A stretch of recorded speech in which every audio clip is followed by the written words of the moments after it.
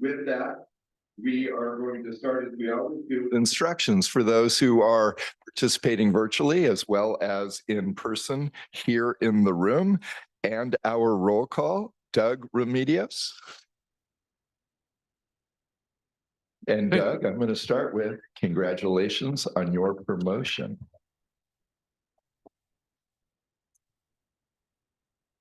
Thank you very much, Chair. We'll start with roll call. Commissioner Bradshaw, Commissioner Cruz, Commissioner Eager, Commissioner Elliott, Commissioner Falcone, Vice Chair Grisby, Commissioner Lugo, Commissioner Mann, Commissioner Tiffany, Chair Guardino. Present. Thank you. Senator Cortese, he's here. Assemblymember Wilson. Chair, we have a quorum. Wonderful. And I want to especially acknowledge, welcome, and thank our new commissioner, Jason Elliott. Welcome to the California Transportation Commission. I was very excited by the news that Governor Newsom selected you to play a role on this important commission. Your work and your servant leadership over decades has really made a difference for the people in the Bay Area from which you first hailed and throughout California. We also want to thank our ex officio member, the chair of the Senate Transportation Committee, representing an important seat in our state Senate from Silicon Valley, Mr. Dave Cortese. Senator Cortese, welcome. We're delighted that you're here. And our ex officio member from the California State Assembly, the chair of the Assembly Transportation Committee. I can't even see you. You're kind of tucked away. But would you join me in thanking Chair Lori Wilson? And Mr. Secretary, it's great to have you here in person. Secretary Tokso Mashakin, and of course, Director Tony Taveras, who flew us in a helicopter this morning. Well done flying that chopper, Tony. Again, we're thrilled to be here in Bakersfield. We do have instructions for those participating now that we have called the roll. Did any new colleagues join us while we were calling the roll? Not yet. Great. Doug, would you mind going forward with the instructions then? Certainly. Thank you, Chair. Welcome to day one of the October 2024 CTC meeting in beautiful Bakersfield. Please note, because this is a two-day meeting, you will need to use a separate link to attend the meeting remotely tomorrow. These links can be found on the first page of our meeting agenda that is available on our website. Please use the questions tab on the webinar if you have questions about this. The meeting agenda is located on our website at www.catc.ca.gov. All of the presentations for today's meeting are also available on the Commission Meetings page of our website under the View Download Meeting Materials tab. Any document the CTC creates can be translated into any language you need. Simply email us at ctc@catc.ca.gov, and we will have them returned to you as quickly as possible. American Sign Language translation is being provided on the webinar for this meeting. You should see the translators on your screen. Live closed captioning is also available. Please select the Show Captions tab at the bottom of your screen. There are a number of language options available there to choose from. If you're on the agenda to make a presentation, please do your best to be succinct. Please remember to speak at a steady pace to allow our translating services adequate time for accurate translation. If you're presenting remotely, we hope that you will turn on your camera during your presentation if you have one. For all of the members of the public, we welcome comments from the public as part of each item at this meeting. For those attending in person, please submit a speaker slip to the clerk at the front of the room, and that's me, to let us know you want to comment on an item. For those attending via Zoom, you should see the webinar control panel, likely located at the bottom of your screen. There you will find a raised hand and Q&A tabs. We encourage you to use the raise hand feature as early into the item as you can to give the system time to acknowledge you. Commission staff will let you know when it's your turn to make a comment. Alternately, you may use the Q&A tab to submit your comment. Please be sure to include the agenda item number you are commenting on, and commission staff will read your comment on your behalf. As a reminder, each registered attendee is provided a unique link and phone number to access the webinar. These should not be shared with other participants, as this can create confusion for staff when calling on you to make your comments. For all of our meeting attendees, please do your best to be succinct. Please make sure that your comments add new information. If you agree with the comments of a previous speaker, simply make that statement.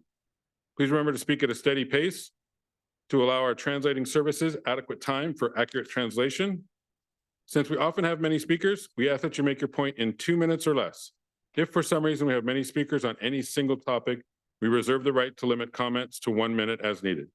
Thank you for joining us today. We know your time is valuable, and we appreciate you sharing some of it with us. Doug, thank you. We are going to move to item number 2, welcome to the region. And Bakersfield Council member Bob Smith, along with Kern County Supervisor David Couch, will be welcoming us to the region. Welcome. Good to see you. Couch, and I'm this year's chairman of the board of the Kern County Board of Supervisors. I intend on being your most succinct speaker this afternoon. I'm just here to welcome you. I don't know if you all are here or happy to be here, but we're happy you're here. If there's anything you need at all, please feel free to ask. I've got to run and get upstairs to another meeting, so I'm going to turn this over to Bob Smith, who's the chairman of Kern COG. He's got a short presentation for you. Thank you very much. Thank you for the welcome.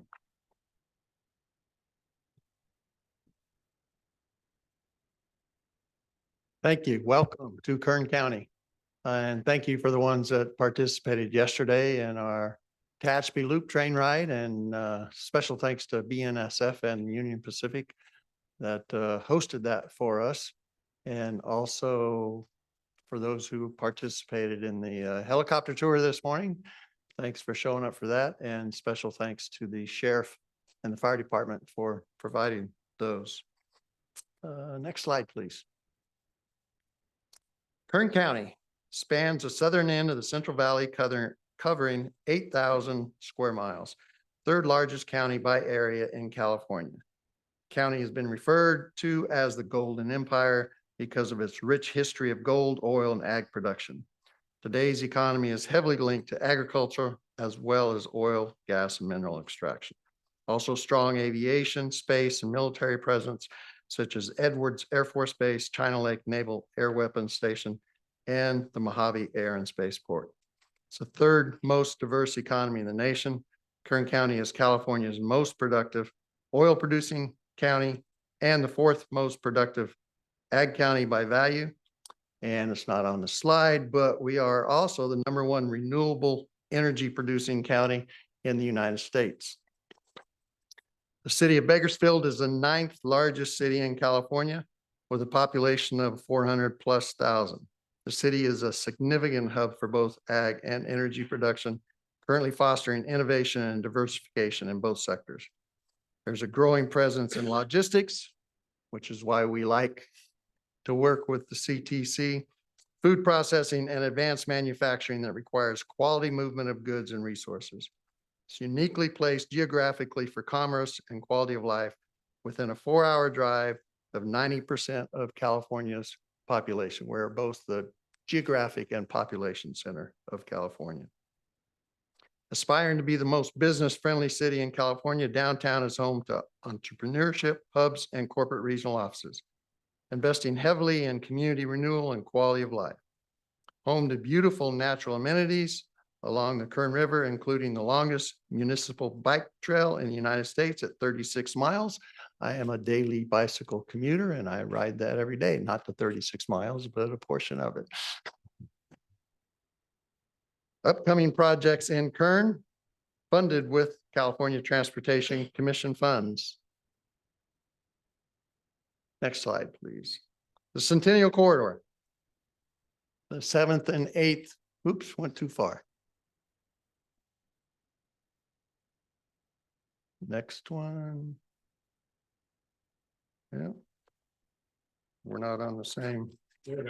There we go. Centennial Corridor. Thank you. The 7th and 8th movements.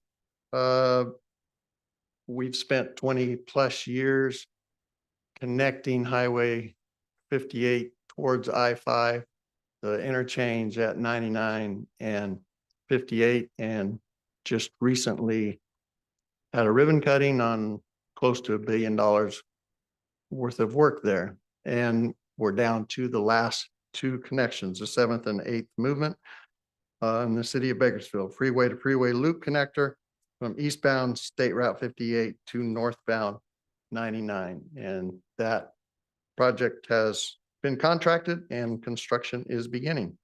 The 8th movement, Centennial Corridor, southbound 99 to westbound 58 connector in the city of Bakersfield, freeway to freeway connector ramp. We'll put the bow on all of that work, and it is the last connector, and we hope to fund that soon. Design work is underway. Active transportation projects, as I mentioned, I am a big advocate of bicycling and pedestrian safety and transportation. Kern River Parkway Bike Trail is a lake-to-lake Kern River. It's the longest municipal bike trail in the United States at 36.3 miles. And we're also working on Walk Isabella, Lake Isabella Boulevard and Erskine Creek Road, pedestrian and cyclist safety and accessibility improvements. For active transportation projects, the city council has adopted a multimodal safety as a top priority, and we actually have a separate committee that focuses on that. Recently recognized for our complete streets, neighborhood traffic calming, and safe routes to school efforts by Forbes Business Magazine. Frank Kern Canal multi-use path is a connector to our existing Kern River Parkway, and it will be a 6-mile trail going north from basically the east-west existing path. Complete Streets H Street Corridor, 2.5-mile corridor improvements, road diet roundabouts, class 2 bike lanes, enhanced crossings and sidewalk improvements. Signature project, Chester Avenue corridor enhancements with a raised grant, gateway to downtown Bakersfield from Highway 58 to downtown. Streetscaping, lighting, class 2 bicycle lanes, bulb outs, and enhanced crossings. And we also have Dr. Martin Luther King Boulevard, mixed use corridor, active transportation, urban greening, class 4 bike lanes, lighting, and enhanced crossings. And we are excited that you are here, and thank you for all the help and helping to continue to grow Bakersfield into a prosperous community. Thank you.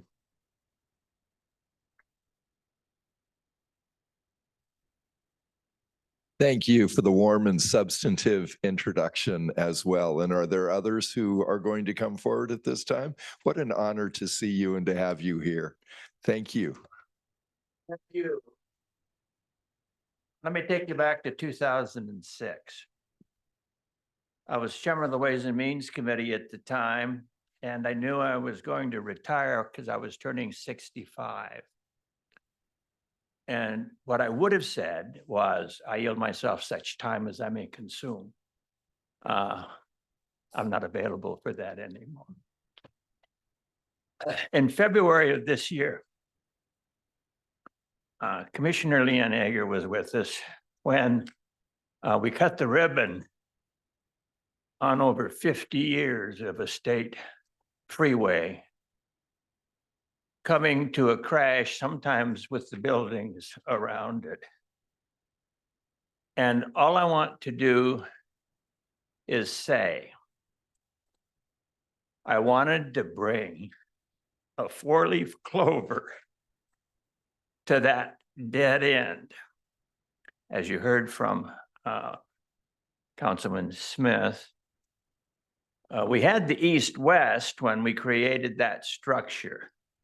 The complaint was we didn't go anywhere. Once that was created, you can get on what we call the West Side Parkway and stay on 58. And thanks to the Kramer Junction getting rid of the 395 58 light and creating a grade separation, you can stay on freeways until you hit the Atlantic Ocean.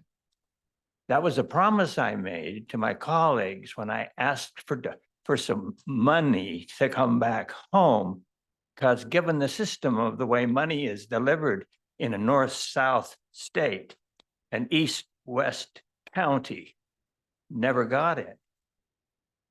And so I'm in front of you with one simple request.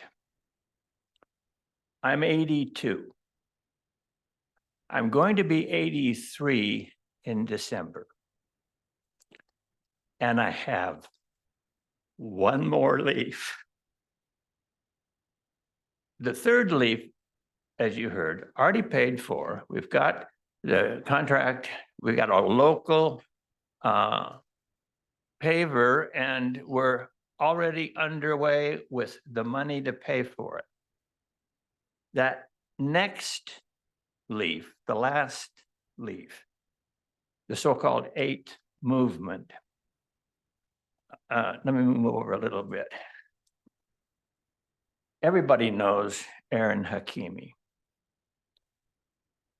Aaron Hakimi is one of the most effective people I've ever known. Not just in the little things and not just in the big things.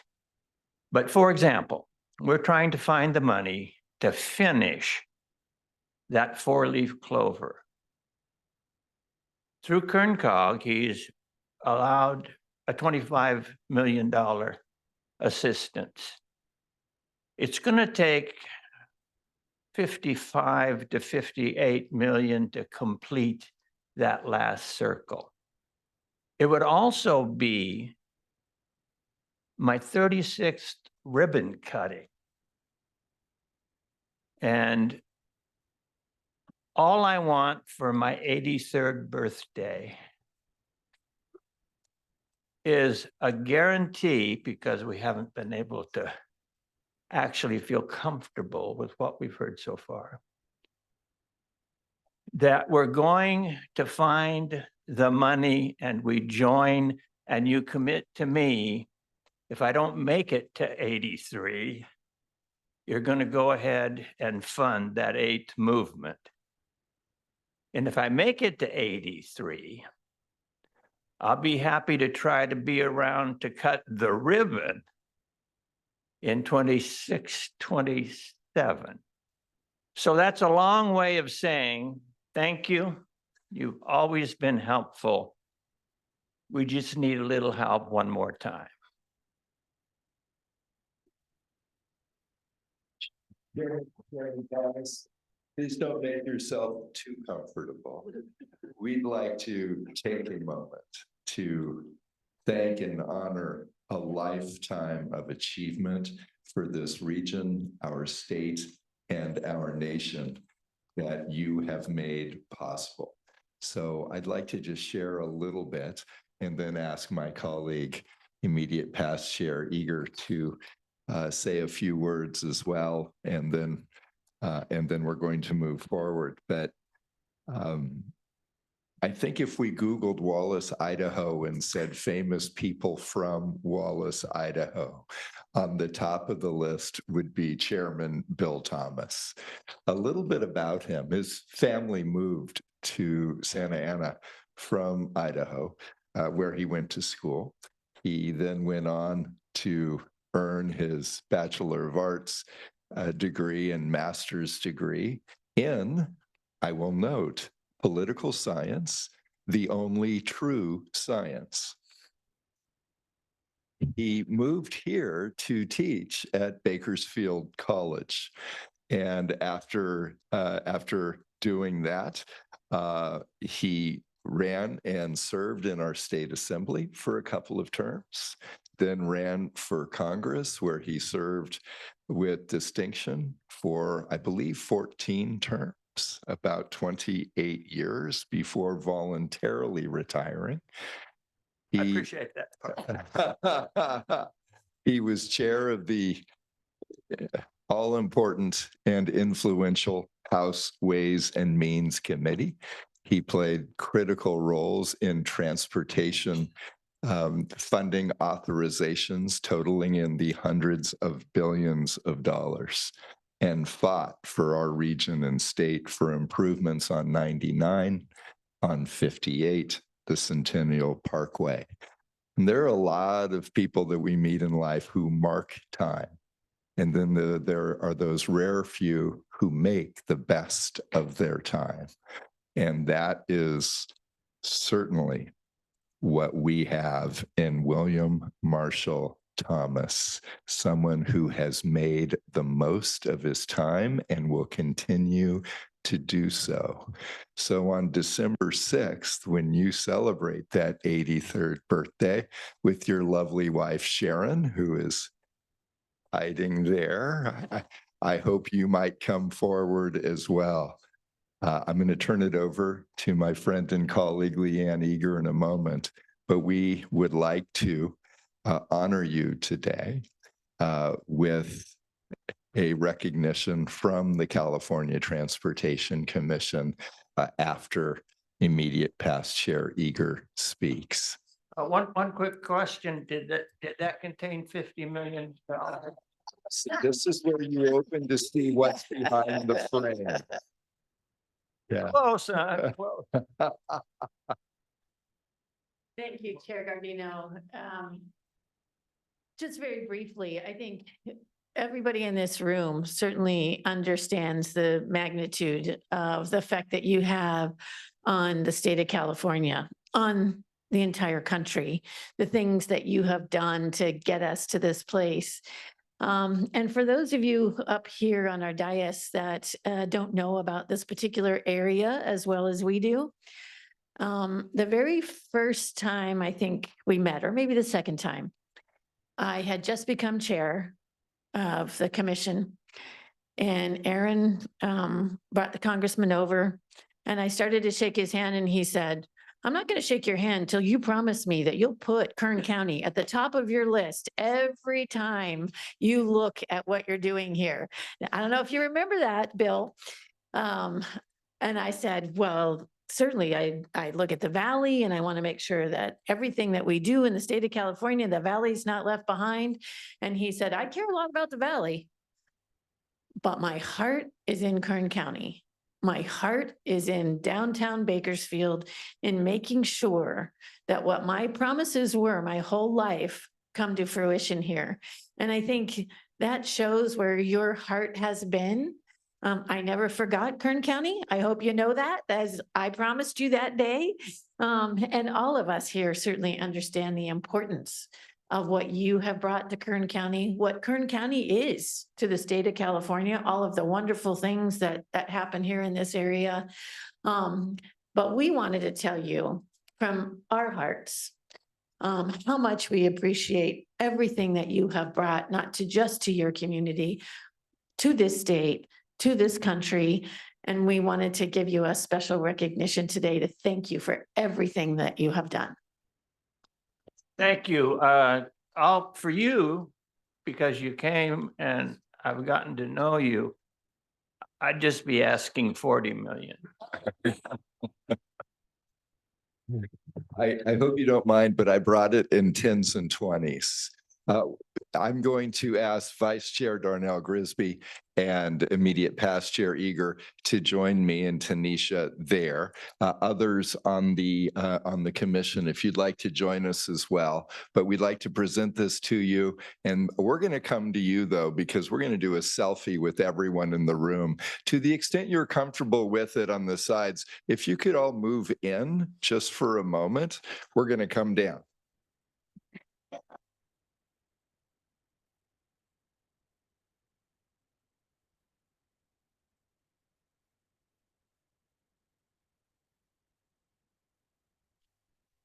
Empty chairs here.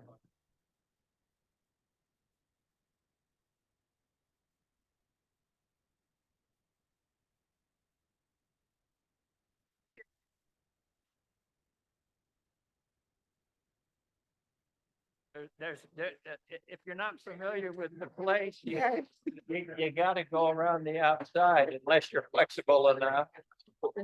All right.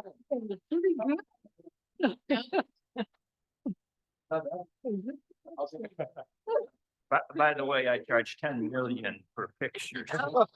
We'll take 4, we'll take 5 of them and we'll be done. Exactly.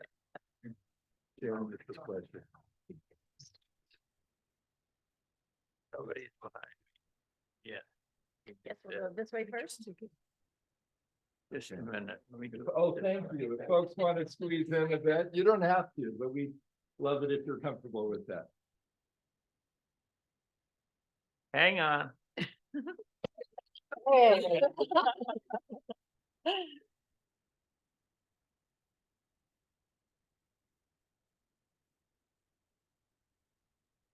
Thank you. Yeah, Ladies and thank gentlemen, you. please join me in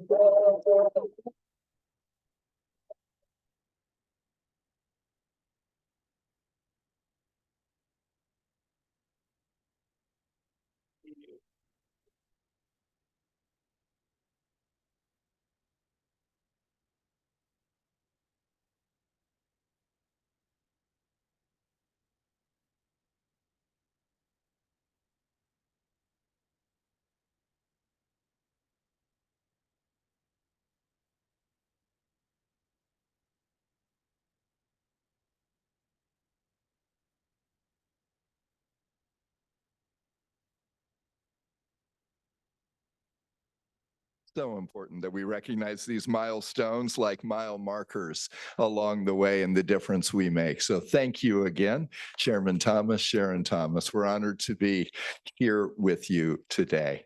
We are going to move forward with a very busy agenda, and we're going to take the next three items together as we vote. The tab 3 is the approval of minutes from our August 15th and 16th meeting, but also our commissioner meetings for compensation and our committee member compensation. Douglas or Justin, is there anything else that you'd like to add to that? Mr. Chair, I will make the comment that there were no one requesting public comment on the former item. Oh, my goodness. Thank you for reminding me. And as of Douglas. now, we don't see anyone requesting to make comments on any of these three items, and staff recommends your approval. Great. We have a recommendation from our staff for approval of tabs 3, 4, and 5. Is there a motion? Is there a second? Great. Thank you. There was a motion by Weaver, a second by Cruz. Further discussion? Seeing none. All those in favor? Opposed? Abstention? Those items pass unanimously. We're going to go next to our executive director, Tanisha Taylor. Before I do, though, there was a name mentioned earlier by Chair Thomas about Aaron and the effectiveness he has here at Kern Cog and throughout our state. He also took us on a helicopter ride yesterday, some of our colleagues on a train trip yesterday, helicopter ride this morning, train trip yesterday. It has been a planes, trains, and automobiles experience so far. He also served our country in Iraq with distinction in the United States Army. Will you join me in thanking Aaron?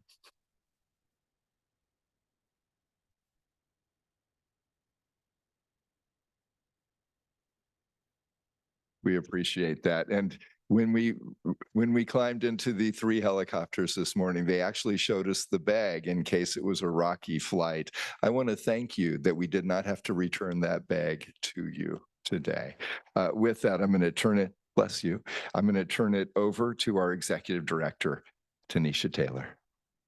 Thank you, Chair Gardino. Good afternoon, everyone.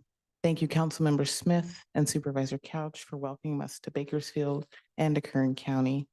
I'd also like to thank Aaron Hakimi and the team at Kern Cog for arranging yesterday's tour of the Tehachapi Loop and this morning's aerial tour. I'd also like to thank Mayor Ione for welcoming Chair Gardino and I to McFarland today. As I start my report today, I'd like to welcome our newest commissioner, Jason Elliott. We are excited to have Commissioner Elliott join us today, and I look forward to the perspectives and experience you bring to our work. Welcome.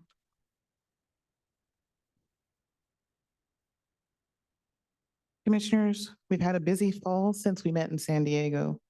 Last month, we held a tri-state workshop with the Transportation Commissions of Washington and Oregon to discuss ongoing efforts to develop an integrated West Coast transportation plan. We also held a town hall meeting in Bishop, where we were able to spend a great visit learning about the unique transportation needs of Mono and Inyo counties and the communities of the Eastern Sierra.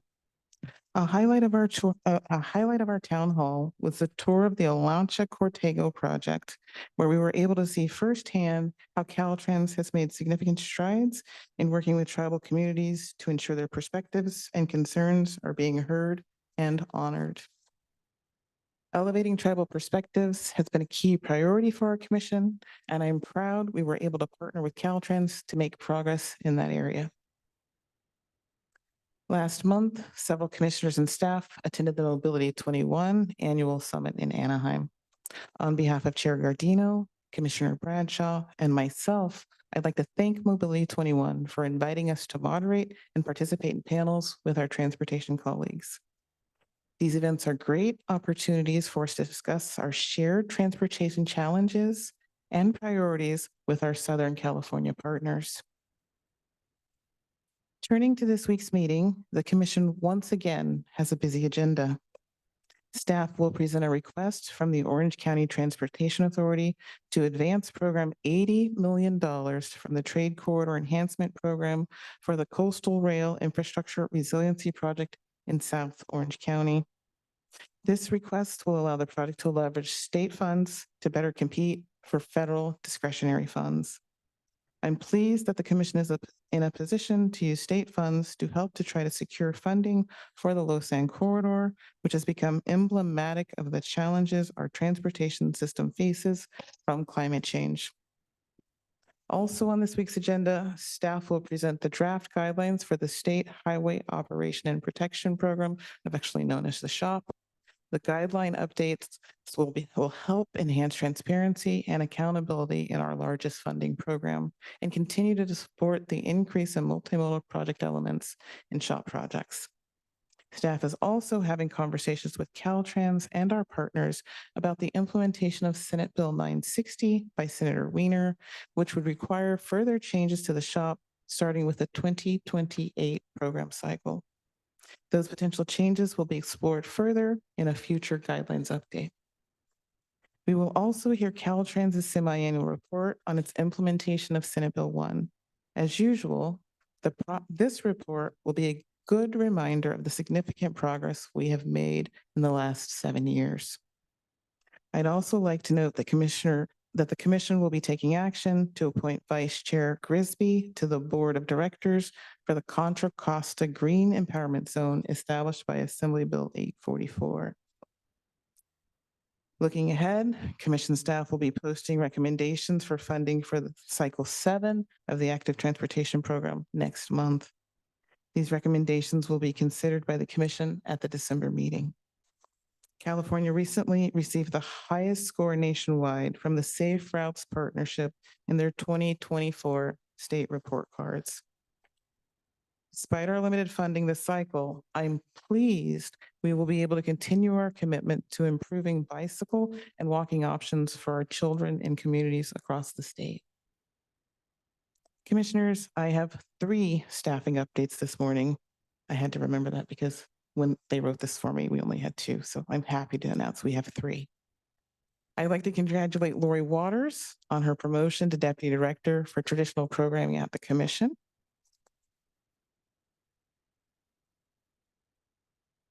Congratulations, Lori.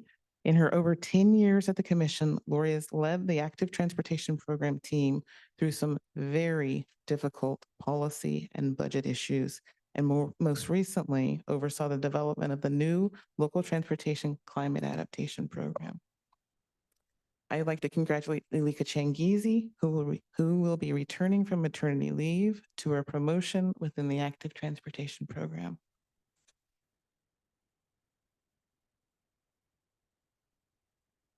And last but not least, I'd like to again congratulate Doug on his promotion to Acting Deputy Director of Administration and Finance.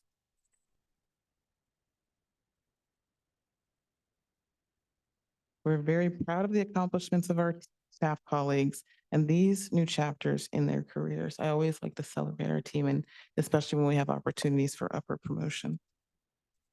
So 2 more brief announcements. The California New Motor Vehicle Board is promoting the Check to Protect program, which raises awareness of open vehicle recalls. California leads the nation with a number of cars with open recalls, which can pose a serious danger to drivers and passengers. On behalf of the new Motor Vehicle Board and the National Safety Council, I'd like to encourage everyone to check their vehicle for safety recalls and get any recalls fixed for free at your nearest authorized dealer. You can find more information on this program at checktoprotect.org. I'd also like to recognize Office of Traffic Safety Director Barbara Rooney on her upcoming retirement. OTS has been a great partner to the commission in pursuing our shared goals around safety of the state's transportation system, and Barbara has been a key part of that partnership. On behalf of the commissioners and staff who have had the good fortune of working with Barbara, we wish her all the best in her retirement. And commissioners, that concludes my report. Thank you. Thank you, Executive Director Taylor. Do we have any cards or people who would like to comment on our Executive Director's report? We do not have any requests to comment in the room or virtually. Great, thank you. Appreciate that. We are going to move to our Commissioner and ex officio reports, as I have done each of the meetings since you kindly named me chair this past year. I will go last. Are there any commissioners who would like to make a report?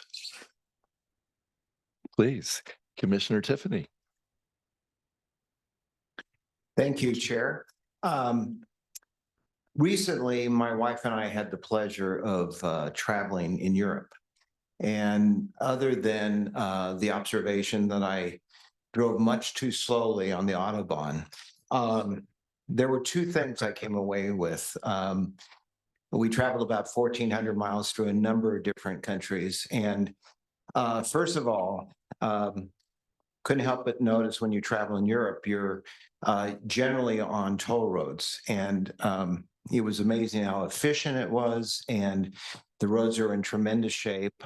And as we, struggle with how we may address issues like the gas tax, and also look at individual roads and how they may be mitigated through maybe toll roads. It was an interesting observation to see that it works very effectively in certainly that part of the world. I know it's a bit controversial among some groups, but it was just an observation that I made that I think we should continue to consider. The other observation was one can't help but notice how remarkably clean the roads are, the highways are. And although we have a beautiful state, it kills me, and I'm sure I'm not alone, to see the massive amount of litter that is along our roads and our highways. It's certainly not through lack of effort on the part of our dedicated Caltrans workers, but the challenge is overwhelming. And I don't know what the differences are, but as we work to maintain our highways and improve our highways, I hope that that's a high priority as well, as to try to finally get over the hump in terms of dealing with the litter along our roads. I know that there's an initiative taking place right now, but we need to look at ways that we can finally make some inroads, no pun intended, in that area. That's all I have to say. Thank you. Commissioner Tiffany, thank you. We're going to go next to Commissioner Falcone and then immediate past Chair Eager. Thank you, Mr. Chair, and good afternoon, everyone. A couple of updates. Actually, the last couple of months have been quite busy, but I'll try to just limit to a couple of highlights. But first of all, I wanted to welcome Commissioner Elliott. Had the opportunity to have coffee with him last week, and we were sharing our war stories of being former staffers and, what it takes to be in this commission. And we really are looking forward to your insights and the breadth of knowledge that you're bringing to the commission. Second of all, a couple things that I wanted to highlight was September, this past September. Really want to congratulate the cooperation and collaboration that's taking place in the San Diego region related to reconnecting communities. We talk about transportation connecting us to our place of work and to each other and places of recreation. But we also have to acknowledge that some of the things that we've done in transportation have also impacted communities. And so because of grants that have been awarded to the San Diego region by the federal government, the state, and the region, there's a wonderful concerted effort to really look at projects that help reconnect communities that have been divided by our transportation infrastructure. And we've had wonderful participation and collaboration between organizations such as Mundo Gardens, Hannah, and others, with partnership with District 11, Caltrans, wonderful program that was created, a 2-day forum inviting community members to really reimagine what their neighborhoods and communities would look like with activated areas within transportation areas and corridors. And it invited and resulted in a lot of really robust conversations from high school students to, aged folks that had really, great ideas about how they want to activate space and make these spaces really meaningful for folks. And so we had Monica Gordine from FHWA that was there, members of SANDAG, Assembly Member David Alvarez. This is an issue that is particularly of importance to him. He helped welcome the forum and the participants, and I got to facilitate a workshop with high school kids and get them to imagine their spaces and what's important to them, and how transportation and community can come together, and that it doesn't have to be something that transportation doesn't have to impact them in a negative way. And so it was really, really positive. I wanted to share that there's really great efforts happening in the region in that space. Second of all, I would be remiss if I didn't share that this month, October, is Filipino American History Month. As a Filipino American, I'm proud of our history here in the United States. Why October? Because in 1587 was the first wave of Filipinos that entered into our country, and Central Valley is a particularly important location for immigration of Filipinos from the Philippines to help with the agricultural activities as farm workers, and really integrated themselves into the community. And so California, as we all know, is a very robust state for Filipino Americans, and I wanted to highlight that this is an important month for our community. And so with that, thank you for giving me a little bit of time to share that.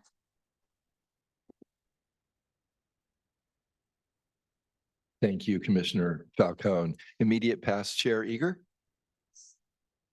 Thank you, Chair Gardino. I'm gonna have to scoot up here a little.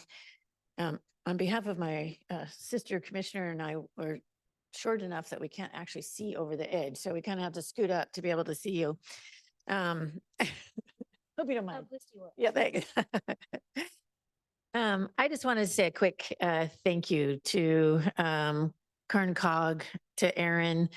Yesterday's train trip that we took, our 4.5, 5-hour train trip, as we took the Tehachapi Loop and we saw all of the beautiful things throughout Kern County.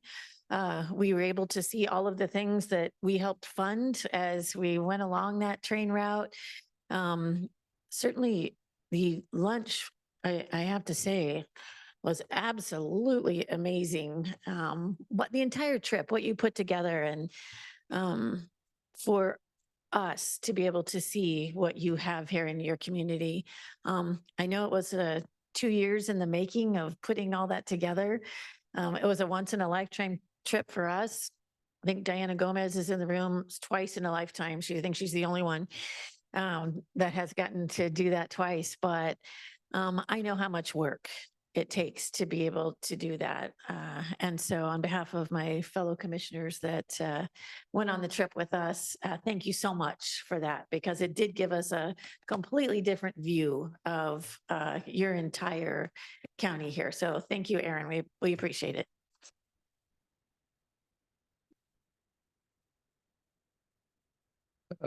Yes, Commissioner Bradshaw. Yeah, I'm going to be quick, but first off, I just wanted to, towards Mobility 21, it was just a fantastic conference, and I was honored to be on a panel there, taking on the easy issues, vehicle miles traveled. Wait for it, but just really great, very educational. Again, honored to be there, and again, once again, found myself in that nexus of transportation and housing to drive solutions. So I found it very illuminating. I want to thank, I'm actually very happy to be in Bakersfield today. I maybe come from a unique cultural experience on that. I go back far enough in the punk rock scene to remember when you could catch cool shows around the Padre, the old Padre. And I'm a big fan of Buck Owens. So I saw Buck Owens play in the 90s at the Crystal Palace and came up and talked to my wife, my newlywed at the time. So yeah, I'm all in for Bakersfield, including the transportation. So thanks for having us here. Appreciate it. And to start with us today. And Keith Dunn just clapped. He's the only other punk rock fan in the room. I heard. And is your wife with us today? Yeah, the boss isn't here today, unfortunately. Too bad. Too bad. She has a beautiful singing voice She as sure well. Thank you. Any other commission colleagues with a commission report? Yes, Commissioner Cruz.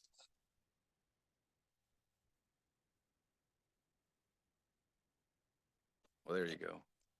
I also want to welcome our new commissioner, Jason Elliott. Haven't worked with him in the past. He brings a wealth of knowledge and expertise on these type of issues that we work on and our challenges that our state faces. So it's always good to have somebody with his experience on board. So welcome. And real quick, one of the highlights of this job is to really go out and look in our communities, but also the ribbon cutting, which we've been participating in over the course of the last year. And I've been doing a lot of those and take a lot of pride in seeing, California progress and seeing people work and really seeing our infrastructure improve.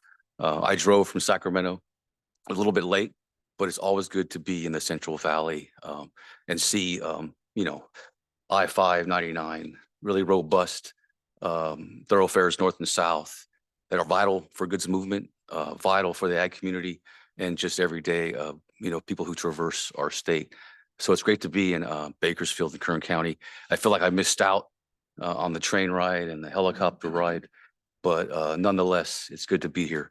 And we look forward to doing good work for Kern County, but for the rest of the state. So thank you. Commissioner Cruz, thank you.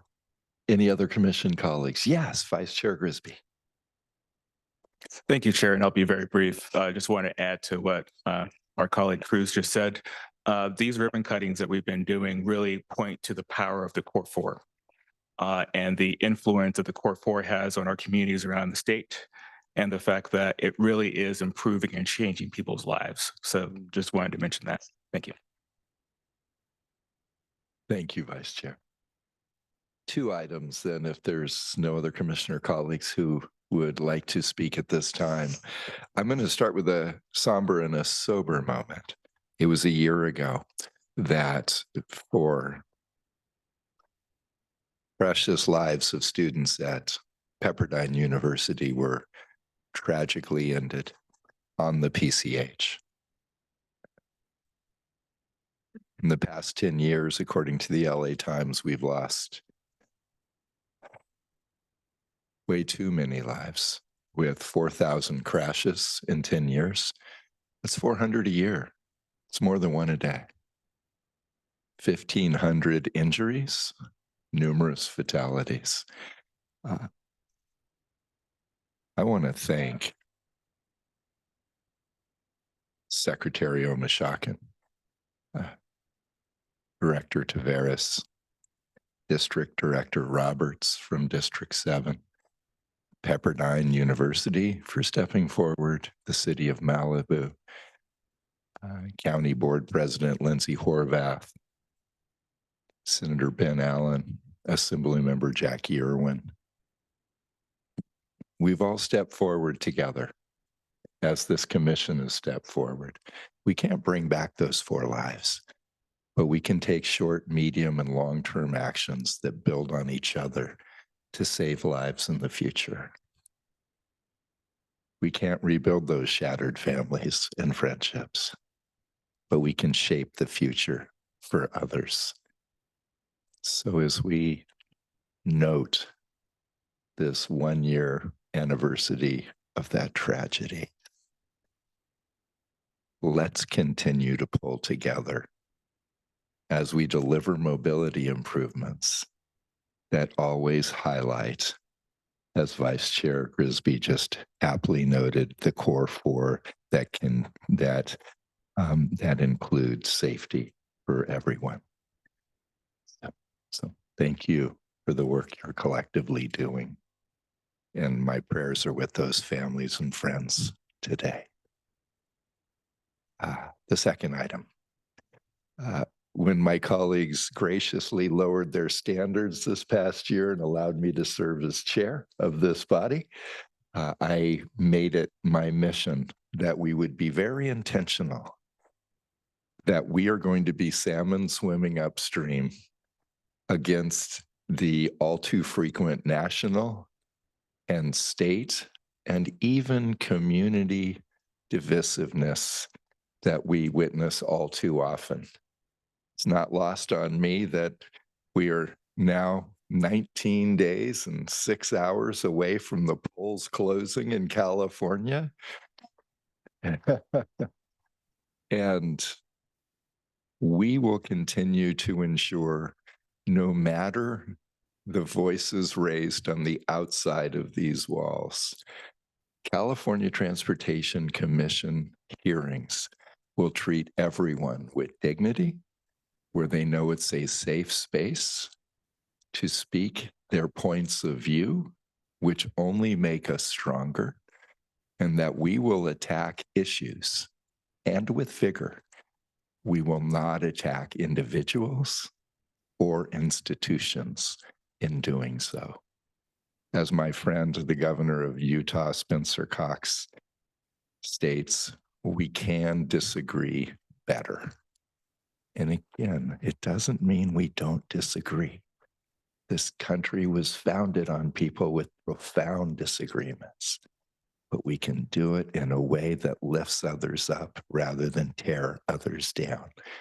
So I'd like to show a very short video from the series of intentional videos in that Disagree Better series through the National Governors Association. This one with 2 just amazing people representing their states, Governor Mark Gordon of Wyoming and Governor Michelle Lujan Grisham of New Mexico.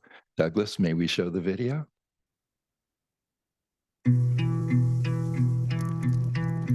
I'm Mark Gordon, Republican Governor of Wyoming. And I'm Michelle Lujan Grisham, Democratic Governor of New Mexico. We're here to talk about one of our oldest, most cherished American traditions. And we don't mean our deeply held sense of patriotism. Our deep-fried food. Or our deep-rooted refusal to use the metric system. We're talking about disagreement. That's because our country was founded by people who disagreed on just about every issue. People who, in many cases, didn't even like each other. And yet they still got the job done, just like we do. By asking questions, listening, and staying curious, by confronting ideas, not people. So while we may disagree on some things, like that green chili thing, we don't disagree, you love it. Whatever it is, we can stay friends. And there is one thing that we should always agree on. That it's okay to disagree the right way. Together, we can disagree better.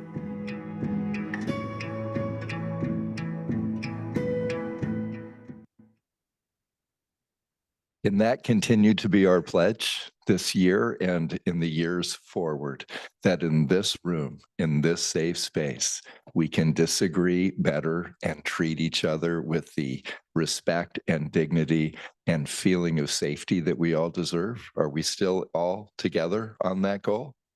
Oh, 3 hands. Let's do better. Thank you, colleagues. And with that, that includes our item 7 of ex officio reports. We are so thrilled to have State Senator Dave Cortese and State Assembly Member Lori Wilson with us. Feels weird to have you down there and not up here. Thanks for being gracious about that. That's like the kids' table at Thanksgiving, which was always the more fun table. Yes, but Senator Cortese, Assemblymember Wilson, any reports that you would like to share?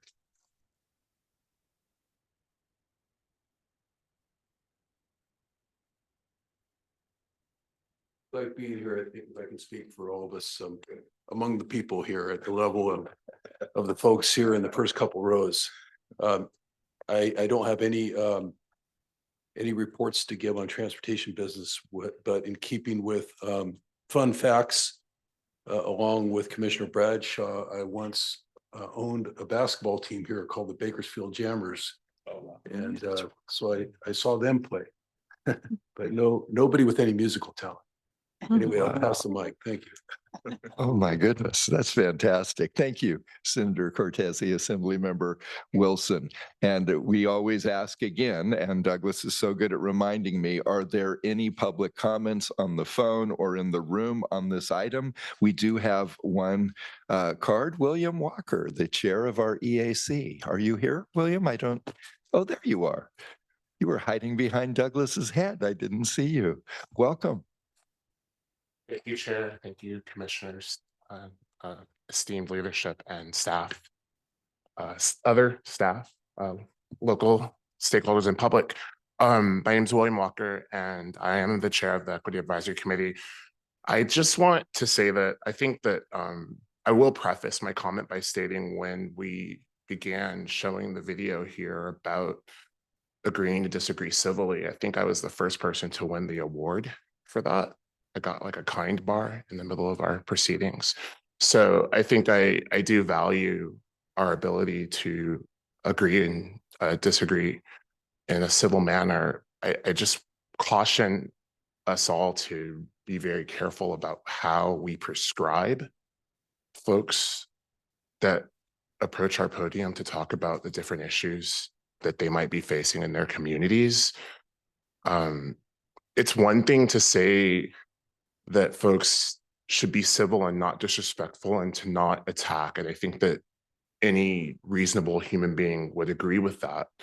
But if we're prefacing that when people approach the dais here, that there has to be a particular demeanor and there has to be an understanding of the rules of the road per se, it might limit our ability to elicit the type of feedback that we need in order to ensure that our systems are equitable and accessible here in California. So that's my comment. Thank you. William, thank you. Appreciate your perspective as always. Are there any other speakers on this item? We did not receive any other request to comment on the item virtually or in person. Great. Then we are going to move on to item 8 and hearing from our Secretary of Transportation, Tokso Mashakin. Welcome, Mr. Secretary. Thank you very much, Chair Gardino, Vice Chair Grisby, commissioners. Excited to be in Bakersfield today, staff as well, stakeholders. Really appreciate everybody coming out today and taking the time. Also very good to hear from the local leaders, the various chairmen of the transportation agencies down here in Kern County, and to Aaron Akimi as well for all the work that you've done for this region. Again, thank you as well for your leadership. Also want to welcome my friend and new, he said I have to call him Commissioner. I'm not going to call him that. Commissioner Elliott, who when I started my job as the Caltrans director, he was one of the first senior aides of Governor Newsom's team that I met. And he promptly reminded me that my job was going to include way more than transportation, that it was going to include housing. I was like, what are you talking about? But didn't fully understand the breadth and the scope of the housing challenge that we face. I've heard the word housing several times in this meeting already today. So welcome, Commissioner. I believe I'm saying that, Commissioner Elliott, to the CTC Commission. Part of the reason why I'm excited to be in Bakersfield, it's my first time back in more than a year. It's been mentioned already, it's the 9th largest city in the state, but it's also in the top 50 in the country. Some people may not be aware of that. And there's so much that is happening here, from the leadership on agriculture issues, but also the transformation that is happening on many fronts, including housing right here in Kern County. So I'm excited to be here. Most of my points that I'm going to share today are going to be around the core four, as usual. It's going to be centered around that. And it's going to be centered around some of the bills that Governor Newsom signed within the last 3 weeks. As you mentioned, Chair Gardino, it is excellent to have our leaders from the legislature here. We rarely see this, to have both our House chairperson or chairwoman and a Senate chair leader here as well. So excited that you're both here to be a part of the CTC. But most of my comments around the core four are going to be centered around bills that the governor recently signed. So first slide, please. So starting with equity, I want to mention the fact that Governor Newsom on October 3rd announced the fact that the DMV will be repurposing its main office on Fell Street in San Francisco into a new multi-use facility that will have 372 homes and a new modern DMV office. This is an important step for us as a state, as Governor Newsom continues to push, again, around housing, but he understands the nexus between housing and transportation, and he's asked for this new facility, this existing facility that is almost 60 years old, by the way, a very dated facility, to be updated and changed to a mixed-use facility. This is also a part of Governor Newsom's Executive Order 06-19. That's access to identify state properties that can be used for affordable housing across the state of California. So excited that the DMV and its team has agreed to help make this happen. Next, I want to highlight SB 768 that requires a VMT study as a part of a metric to be conducted and posted on the Department of Housing's website as we move forward on transportation projects. Many of you in the room are familiar with SB 374. This is also connected very much to that effort. So look into, if you're not familiar with this new VMT related bill, SB 768. Also want to highlight under equity the fact that Caltrans, under the leadership of Director Tavares, has been successful at landing several reconnecting community grants from US DOT as of recent. In total, more than a quarter of $1 billion has been received from US DOT on the Reconnecting Communities program. In 2022 to 2023, we as a state received more than 35 million. In the FY 23-24, we received more than $236 million in funding for reconnecting communities from US DOT. We also received $680,000 from US DOT to do a pilot program, a pilot planning study for the I-980 in the Oakland, in the city of Oakland. This is one of the oldest reconnecting community projects or ideas that has been floating around the state of California for a long time. So I'm glad to see that project also get funded, but also would be remiss without mentioning the fact that Governor Newsom set aside $75 million for reconnecting community projects. Both the cities that received funding included Arcata, South San Francisco, and National City just earlier this year. This is the state funding side of funding that we received, or that's been awarded for reconnecting communities. Some of the projects that are going to be moving forward in an application from Caltrans includes West Oakland, the West Oakland link for $70 million. These are new applications. The I-710 Florence interchange in the city of Bell Gardens, $10.8 million. And the Last Chance Grade project, a $60 million request going to USDOT. I'm hoping that we see a lot of success in these next rounds of grant funding that we will be pursuing with USDOT. Next slide. Under climate action, I was very fortunate to get a chance to, within the last several weeks, go to Climate Week in New York City. Climate Week is held in conjunction with the United Nations General Assembly meeting in New York. And this year's theme at Climate Week was "It's Time." It's time. And I was glad to be joined by several state leaders and colleagues, including some of the ones you see on the image before you, including Chair Leanne Randolph, Chair David Hochschild, Chief Service Officer Josh Friday. Also included on this trip representing the state of California was Jamie Callahan, Deputy Chief of Staff to the Governor, and Secretary Karen Ross as well. And also several members of the legislature. I know several dozens were also in attendance at Climate Week. It was important for us to be there to continue to show California's strength on the national stage, including the international stage as well, in all of our efforts around climate change.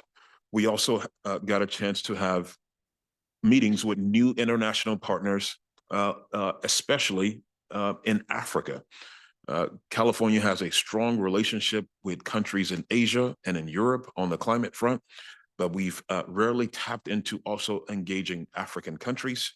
And we were honored to get a chance to engage leaders from countries across the African continent as well. Next, we have recently held 3 CAPTI workshops with more than 500 participants across the state. This is important, as many of you know, that CAPTI is our planning document related to climate action in transportation. The workshops were held between September 17th and September 19th. 2 were virtual and 1 was in person in Fresno. And we will be presenting the list of actions that will come out of CAPTI, the final updated list of actions at the November 7th joint meeting between CARB, the CTC, and HCD. So looking forward to that meeting that's going to be held, that joint meeting where we will cover the latest action items from CAPTI. Next, a very important announcement. Some of you may be aware of this already. The TRCP awards will be announced by Governor Newsom next week. Governor Newsom will be announcing nearly more than $900 million in funding for transit across the state. I look forward to this announcement from the governor's office next week. I'll be heavily involved in these announcements. Again, TRCP, for those of you who are not familiar with it, is about improving rail and transit systems across our state, also reducing VMT and addressing issues around equity. So expect and look forward to this major announcement, nearly $1 billion just a week from today. Finally, on the climate front, I think Director Taylor mentioned this, the SB 960. Governor Newsom signed this into law from Senator Wiener. This new bill will bolster our climate action-related efforts. It will be requiring Caltrans to develop and adopt a transit priority policy and guidelines and commit to specific 4-year targets to incorporate complete streets into the shop. So I look forward to working with Director Tavares on implementing this new bill and law. I already know this is a major priority of the department, as there have been several director-related policies that have been signed by directors to make sure that Caltrans continues its leadership within the state and across the country on complete streets. Next slide. From a safety standpoint, this is an important highlight that many of us should be aware of. But by the way, Chairman Gardino, thank you for those powerful words about PCH. I hope all of us take that to heart and continue our efforts, our dogged efforts to make sure that the PCH and the highways across the state become safer. So thank you a lot for your leadership, your inspirational leadership on PCH as well. As far as safety, just a few other things to highlight. The 50th anniversary of women becoming officers at the CHP. Some of you may not be familiar with this, but on September 30th, 1974, a group of 40 women reported to the CHP Academy as a part of the WTOP, the Women Traffic Officer Program. It was launched to evaluate women's fitness and capability to be CHP officers. I know that's kind of hard to imagine, but of the 40 women who reported, 27 completed the academy training and were sworn in on January 16, 1975 as CHP officers. Prior to that, women were not permitted to do work as officers. They were not allowed to do that, which is shocking. But again, September 30th, 1974, roughly 50 years ago, was exactly when that happened. And today, I've had a chance in this role as secretary to swear in several hundreds of new women officers. So times have definitely changed for the better. Since then, there have been women serving in multiple roles at the CHP, from riding motorcycles to flying aircrafts to detective roles.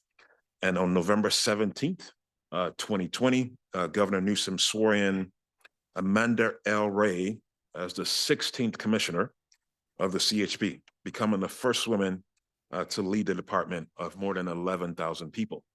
So thankful for, again, all the women who have served in the department over the last 50 years.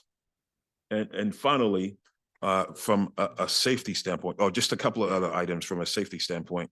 It was mentioned already that Director Rooney of the OTS will be retiring at the end of this year. I'm thankful for her service of many years to the state of California, including at High Speed Rail and at Caltrans as well. But the OTS is awarding a record $149 million in federal funding for 497 grants that expand the safe biking and walking options across the state. This is the third consecutive year of historic funding for OTS, exceeding last year's amount by more than $21 million. So I'm thankful for OTS, the Office of Traffic Safety, for all that they do for safety for the state of California. And finally, as Commissioner Gardino mentioned already, the importance of PCH as we approach the 1-year memorial of that very tragic day. Also signed by Governor Newsom into law was SB 1297, SB 1297. Governor Newsom signed this into law after leadership from Senator Ben Allen and was co-authored by Assemblywoman Jackie Irwin.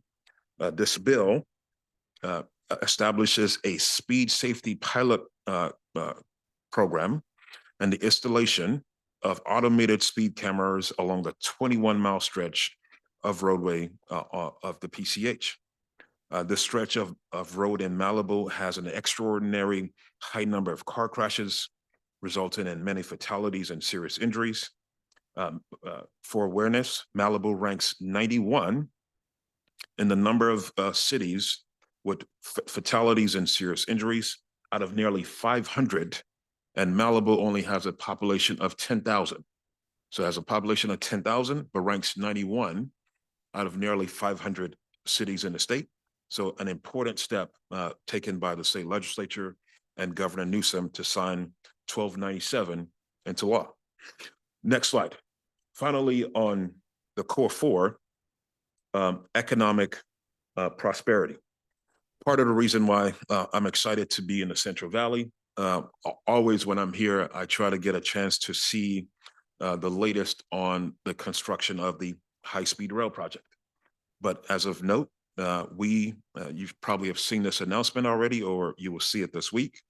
There have been more than 14,000 jobs created by the high-speed rail project.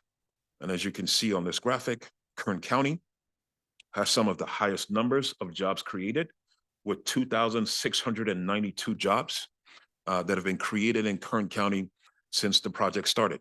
Now, the county with the most number of jobs is Fresno County, with 4,640 jobs that have been created.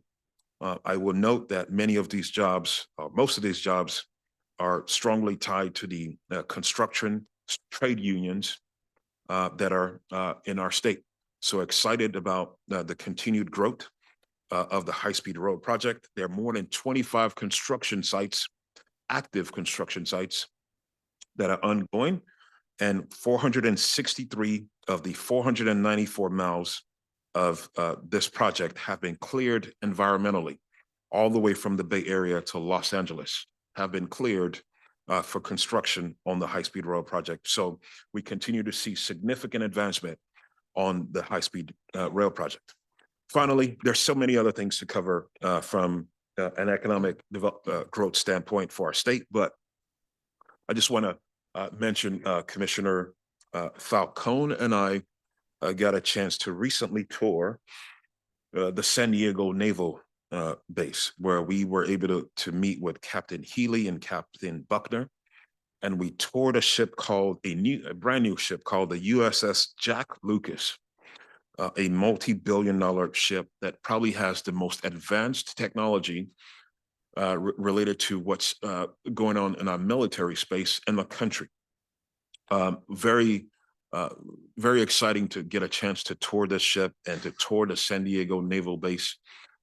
Its economic output, for those of you who are not familiar with this naval base, it represents nearly 25% of the GDP of the entire San Diego region, with nearly $50 billion in economic output just by that military base being there, with more than 300,000 women and men serving in the Navy in the San Diego region. So an important military facility, but not just important from a military standpoint, they are part of the community as well, with several projects that they're working on that are connected to cities like National City and San Diego. They embrace the San Diego region. They're not just on an island by themselves as a military base.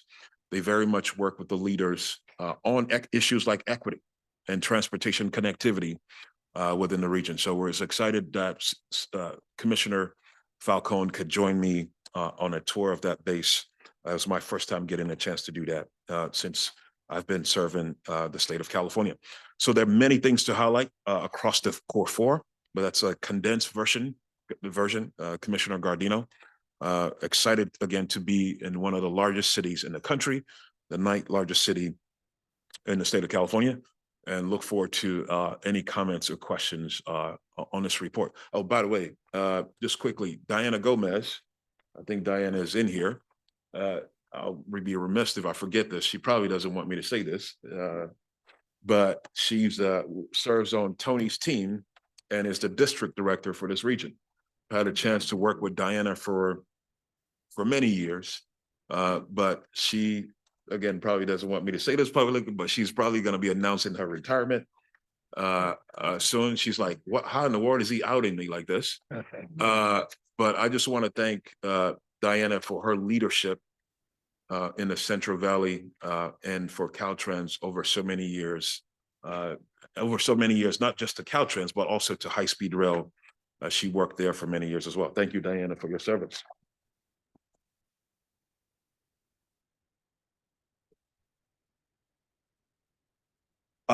Commissioner Gardino, that's again a quick recap of the core four and some of the bills that Governor Newsom signed into law over the last several weeks. I'll take any questions and comments and hand it back to you. Thank you.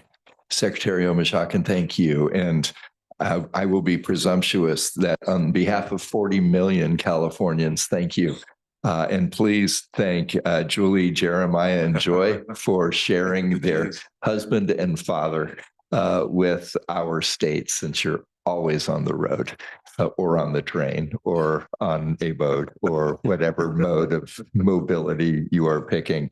We do have one card on this item from our vice chair of our EAC, Martha Armas Kelly.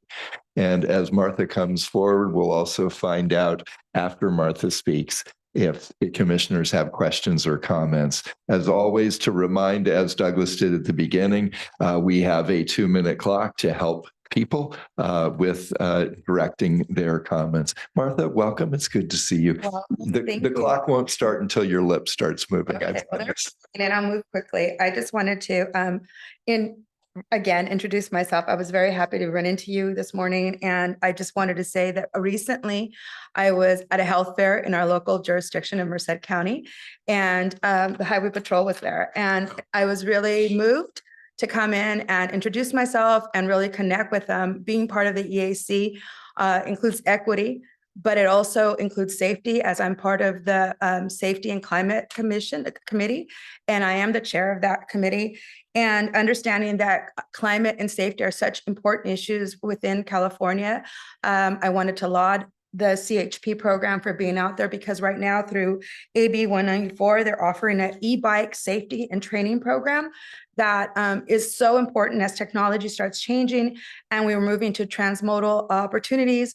These e-bikes are not supported by the safety measures. So to see that there is actual training to provide for the children and the adults that are in our community to have better outcomes is a positive stride in the right direction. And also, I wanted to note that today is commemorative of 35 years of the Prieta Loma earthquake, in which the Highway Patrol and first responders were there and present and had made a great impact in our state. We lost 64 people.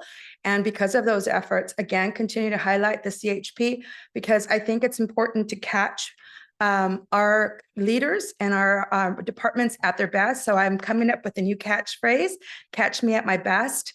And I think that it's important to catch people doing their best. And the Highway Patrol is out there really trying to get and promote young drivers and soon to be drivers to enroll in safety training courses, as well as seniors out there in the community. So we will continue having more updates from the Safety and Equity Safety Climate Committee, but I wanted to remind you that our meeting is coming up on the 30th of October, and I welcome you to attend as well as anyone else. Thank you. Thank you, Martha. Chair Gardino, if I could just quickly comment. Please. Not a question, Martha. I just want to thank you for your service to the EAC and your comment just now about catching us at our best. That's not something that you hear very often about people in public service. You always hear sometimes the stories about people standing around waiting and supposedly not doing what they're supposed to be doing. So thank you for trying to catch our women and men at their best. And your comments about e-bikes and the work with CHP as well, I will pass that on to the CHP commissioner and his team. So thank you for your service and leadership on the EAC. Thank you. Thank you. And I would like to say one thing. Catching at your best, equity starts here. It doesn't start so much out here, but when we start having equity and recognizing the people for what they do and the jobs that they do, then that idea starts to build inside of us, and then we're able to employ that outwardly. So thank you. Thank you. Thank you, Martha. Are there questions or comments for Secretary Omishakin? Yes, Commissioner Falcone. Thank you. I just want to thank Secretary Omishakin for allowing me to be his sidekick during that wonderful day at the Naval Base in San Diego. He's a bit of a Renaissance man. What he neglected to mention is that he commandeered a ship and allowed me to co-pilot. And he really provided encapsulated all the great things happening in that base, and indeed they are an important partner to San Diego and the neighboring communities. Couple additional thoughts is that the Navy's expanding power within the Navy base to prepare for implementing EV vehicles within the base, as well as really looking at how to move their personnel within the base in a safe and sustainable way. And so they're entertaining micromobility opportunities within the Navy base. And so they're really looking at, how to move folks safely, sustainably, and also looking at housing opportunities as well for their personnel. So I just wanted to highlight that and add to your wonderful and robust comments about that wonderful day. And again, thank you for letting me be your sidekick. It was a lot of fun. We have pictures as to honor that day, and it was, really fascinating tour. So thank you. Thank you, Commissioner Falcone. I completely agree with you about just how important that tour was for us. But Mr. Chair, I just want to share one more staff comment if nobody else has questions. I failed to mention that the board of the high-speed rail and Governor Newsom recently appointed a new CEO for high-speed rail. I mentioned that in my talking points, how important the high-speed rail project is to this region and to the state. But Ian Chowdhury was recently appointed and sworn in as the new CEO. I think I'm outing somebody else here again. Chairman Cortese will be touring the high-speed rail project tomorrow morning to see the latest on the advancements and the construction of the 119-mile section on the project. So failed to mention that, but very important that we have a new leader running the high-speed rail project. So thank you. Yeah. Thank you. We look forward to working with Ian Chowdhury. Vice Chair Grisby. Thank you, Secretary, for the presentation, and just want to commend you for the work you're doing with the African leaders. We know that China and Russia has been very heavily involved in Africa, and America needs to compete there and connect there. So just want to thank you for that work. I'm so glad you raised that. We sometimes forget the global impact of California and the global scope of your role. So thank you for that. Commissioner Cruz? Yeah, just real quick, I want to thank you for your leadership on high-speed rail, and especially the governor's commitment to that project. 14,000 plus jobs in the Central Valley is quite the accomplishment. Those aren't just any jobs. Those are life-changing, good middle-class jobs. They're going to help a lot of families in the Central Valley. It's a great project. We're excited about the progress. We're excited about the possibility of seeing potentially two high-speed trains in California at some point. But this is a milestone, and please keep up the good work. Any other commissioners wishing to ask a question or make a comment to Secretary Omashaka? Thank you again, Mr. Secretary. We are going to move on to item 9, our report from Caltrans Director Tony Tavares. Tony, welcome. Good afternoon, Commissioners, Assembly Member Wilson and Senator Cortese. And Secretary Omashaka, thank you for your comments. Again, I'm Tony Tavares. I'm the Caltrans Director, and it's a great honor to be here with all of you this afternoon. Want to just express our acknowledgement and welcome Commissioner Elliott also to the CTC. Thank you on behalf of the 22,000 Caltrans employees. Welcome. And then also want to provide thanks and appreciation to Aaron Akimi as well from Kern Cog for hosting us yesterday and today on the tours, and really the enlightening many of us in showing us the importance of Kern County to the economy of California on the movement of freight, goods, agriculture. And it's not just by roads, but it's also by freight on rail systems. And so it was quite enlightening for me as well. And so I continue to look forward to working with you, Aaron, and Kern Cog and the leaders here in Kern County on future projects. I also have one sad note to mention. One of our Caltrans family members, former District 3 Director Jody Jones, passed away on October 5th. Jody retired from Caltrans in 2014.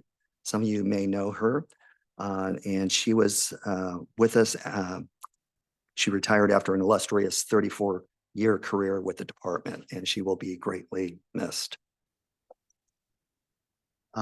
Next slide, please. So as was mentioned by Chair Gardino, it's the 1-year anniversary of the tragic loss of the 4 students on PCH.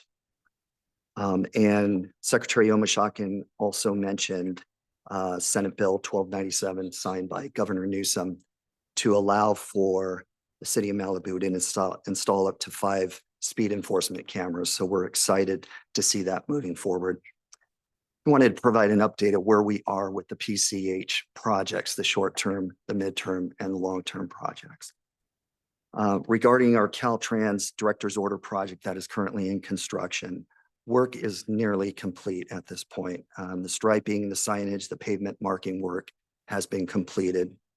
The only remaining work includes the installation of curve warning signs in both the directions at the Las Flores area, and also the installation of solar-powered radar speed feedback signs. The project team in District 7, they're working and collaborating with Southern California Edison to potentially utilize their existing utility poles in the area to install the curve warning signs. And Southern California Edison's been a great partner. They understand the importance and the urgency of this project, and they are working to expedite these approvals for us as we move forward. Also in August, I shared that the installation of the solar-powered radar speed feedback signs was pending due to a request from the city of Malibu for the signs to be redesigned. Specifically, they had a concern that the signs and the size of the poles were too large. So last month, I'm pleased to say the city gave us the green light to move forward on our redesign.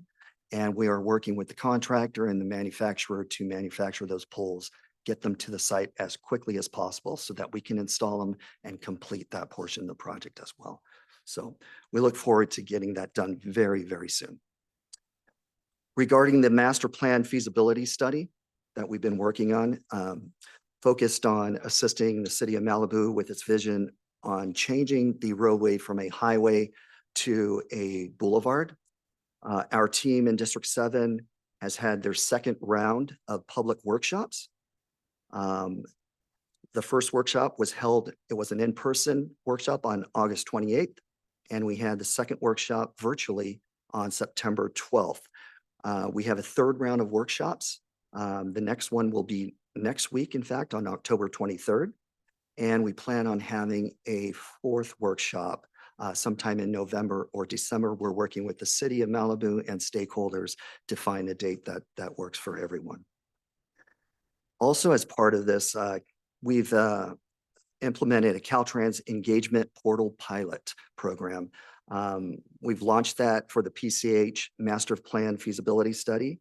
It allows the public to access our website portal, provide comments, provide feedback on some of the strategies that we're providing, whether it's they have other ideas, whatever the feedback might be, so that we can incorporate that into our designs and into a more community developed project going forward. And so this slide has the QR code. If anyone watching or in the audience would like to access, it provides information to that portal and allows for the input from the public on there. Wanted to mention that tab 88 on this month's CTC meeting agenda is regarding supplemental funds to complete the pre-construction work for our southern portion of the PCH CAPM project. And we're hopeful the commission will vote favorably on this project. The goal is really to try to accelerate that project, bring it in about 6 to 9 months earlier so it hits construction. And so that is the primary reason for asking for the additional funds to be able to accelerate that work. Next slide. Wanted to also share that as we are approaching the winter season, although it doesn't feel like winter out there right now, our teams have been working tirelessly since the last winter season to prepare their equipment, prepare themselves by new training, also purchasing the necessary materials they need to respond to any potential atmospheric river events, snow events, flooding, rock and mudslides across the state. We're hoping, obviously, that this upcoming winter season will be a little bit milder than it has the last 2 years. However, we always prepare for the worst case scenario. And with that, we've been working tirelessly, as I mentioned, with our mechanics, repairing our snow blowers, repairing our snow plows, getting our graders, getting all the equipment ready to go as soon as the first storm starts approaching, which could be as early as this weekend in Northern California. This year also we're implementing now, last year we did a winter strike team pilot. This year we're implementing it across the state where we can be a little bit more agile and move equipment and people from one part of the state to another part of the state in the event that a large amount of storms come in, as they have in the past, through the central part of the state. We can move resources there to quickly address those issues and hopefully get that transportation network up and running once again. We're excited that this program is moving in full force going forward. And I'm very proud of my team for thinking outside the box and being a little bit more agile on how we attack these issues. Next slide. In other news, Caltrans reached a couple of major milestones in the past couple of months with regards to zero emission vehicle goals. Last month, the California Energy Commission, the CEC, and Caltrans awarded more than $32 million in NEVI funds, those are the federal funds, to install, operate, and maintain hundreds of fast chargers along the interstates and highways across the entire state of California. By the end of this year, Caltrans anticipates the CEC approving an additional funding total of $37.7 million for 11 projects. In addition to those projects, the awarded projects will be able to leverage over $50 million in private matching funds, nearly 3 times the minimum required by the federal NEVI program. These 11 projects will deploy more than 500 new charging ports across 70 sites across our state. And this represents an 85% increase over the number of charging ports originally expected from the state's first NEVI solicitation, nearly doubling the stations required by federal standards. So we were extremely fortunate with that award. Each NEVI funded station will have a minimum of 450 kilowatt chargers, and these stations will be located no more than 50 miles apart along our highways and no more than 1 mile from a freeway exit. In addition, 40% of these projects are going into areas that are considered disadvantaged communities, low income, rural, and tribal communities. So we're excited that we're addressing those areas as well. In addition, the CEC and Caltrans are getting ready to launch our second NEVI solicitation valued at $107 million. And that's expected to be released by December of this year. So we're going to have a lot more chargers out there on the roadway. One last exciting news on zero emission infrastructure. In August, California was awarded $102 million as a partnership between California, Oregon, and Washington to create a charging and hydrogen fueling network for the freight movement industry, trucks along Interstate 5 from the United States-Mexico border near San Diego all the way to the Canadian border. And this is a tri-state partnership. We're excited to get this underway and working very closely with WashDOT and ODOT on this project. Next slide, please. Also like to celebrate some recent awards that Caltrans received. Last month, Caltrans won an award from the American Association of State Highway Transportation Officials, or AASHTO, on transportation communications for our crisis communications and public outreach during the rapid recovery and repair of Interstate 10, fire near downtown Los Angeles in last November 2023. This is the third award that the I-10 recovery efforts received. And this project is also up for the, I would say, 2 awards. One would be the Americans Transportation Awards and the People's Choice Awards for the entire country. There's a QR code there, and just asking if you're like the project as much as we do, vote. You can vote 1 time per day. You can vote multiple times, but just once a day. And so we're in the running for those 2 top honors across the entire United States. Next slide. Want to also talk about Clean California. A little more than 3 years ago, Governor Newsom launched Clean California, the $1.2 billion program to clean up, reclaim, transform, and beautify public spaces. Since then, Clean California has, along with our local and regional partners, created thousands of jobs across the state, and we have hauled away nearly 2.8 million cubic yards of litter.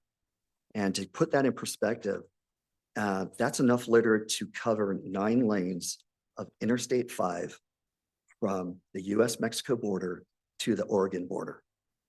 And that's been in this past 3 years. So an amazing feat by our team, our locals, and our regional partners out there. Also in August, Clean California's litter removal efforts entered the next phase, and we launched the Clean California Community Designation Program. Statewide program encourages litter removal and beautification at the local level through community engagement and participation. To participate, a community pledges to create a litter abatement plan. They hold regular local cleanups and litter collection drives, establish measurements on how they're collecting the data and how much litter is being picked up, and engage local stakeholders and businesses. In return for completing the criteria, communities receive that Clean California Community Designation, along with official signage for their community that they can display throughout their community. Also provides educational resources, free cleanup kits, cross-promotional Clean California materials, and priority access to the Keep America Beautiful national grant opportunities. The Clean California Community Designation, it's not just limited to cities, municipalities, and counties or other government agencies, but all types of communities, including neighborhoods, schools, churches, business districts, and many other unincorporated entities out there. Obviously, there's a QR code on this as well. If anyone in the audience or watching the meeting right now is interested in becoming and having this Clean California Community Designation, we urge you to click on the QR code or go to cleanca.com, which is our website, for more information. And next slide, please. This is Clean California Part 2. The last item I'd like to talk about are the beautification projects themselves. And it's the scope of Clean California is not just limited to litter, but it's really also quite important is the beautification and bringing communities back together. And of the $1.2 billion allocated for Clean California, $700 million is funding 312 beautification projects across the state, not only on the state right of way, but in local communities. Over the past several months, many of these projects have finished construction, they've come online, and the results are just incredible out there, as you can see with the photos. This slideshow is a compilation of just 29 of the 85 completed projects to date. Many of these projects serve more than to beautify, as I mentioned. They provide gathering spaces, outdoor recreation facilities, and play areas for children. And when you see the excitement on families enjoying these locations, you realize how impactful these beautification projects are on reconnecting communities as a complete whole. So when people traveling westbound on I-40 enter the state of California, one of the first things they are going to see is the new California Welcome Monument just outside of the city of Needles. The monument serves not just a warm welcome, but also as a signal to the traveler who has entered our state that it takes pride, that we take pride and invest in our future. The new murals going up on highway walls and overpasses, like in Eureka, Salinas, and San Benito County, help those communities tell their own stories, making those places hard to forget for even the longest distance traveler out there. And seeing these projects come online has been a highlight of the work we've done at Caltrans this year. And I'm looking forward to seeing the completion of the remaining projects and showing additional photos in future meetings. Next slide, please. And commissioners, that concludes my update. I thank you for your time and happy to answer any questions or take any comments.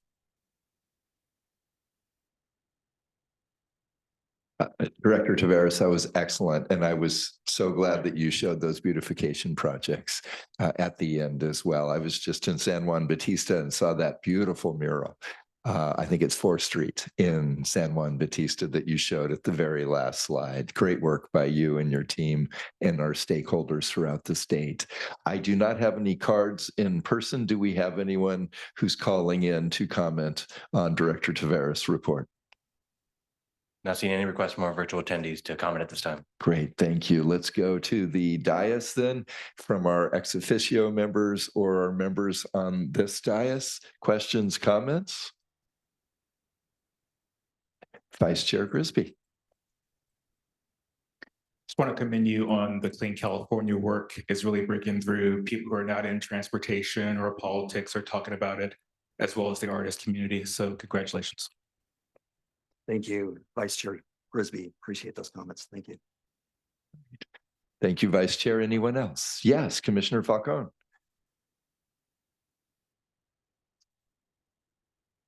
Yeah, just I really want to highlight again and acknowledge your staff at District 11 in the Reconnecting Communities Forum and their partnership with Groundworks, Urban Collaborative, and Mundo Gardens. Really is a great model for engagement between the community and the agency in really putting together and develop hopefully a really exciting suite of projects to help communities. So thank you again for your leadership in that, Director Tavares. Thank you, Commissioner Falcone. Any other commissioners? Commissioner Tiffany. Yeah, I just wanted to say, as my opening remarks, obviously I'm very passionate about dealing with the litter. And so I applaud the efforts that we're making and look forward that our body can continue to work with Caltrans and others to keep this moving forward. It's a huge issue, but it's a start. So thank you for your efforts. Really appreciate it. Thank you, Commissioner Tiffany. And sorry for the really tough questions you're having to field from the dais today. With that, seeing no one else in the audience or online or on the dais who'd like to comment, we're going to move on to item 10, our report from our FHWA California Division Administrator, Alyssa Kanov. Alyssa, welcome. Good to see you. Thank you so much, Chair. Good afternoon, Commissioners. It's a pleasure to be here today. My name is Alyssa Kanov. I'm the Division Administrator in the FHWA California Division. Thank you so much for the opportunity to provide a report today and also for the opportunity to join the tour yesterday.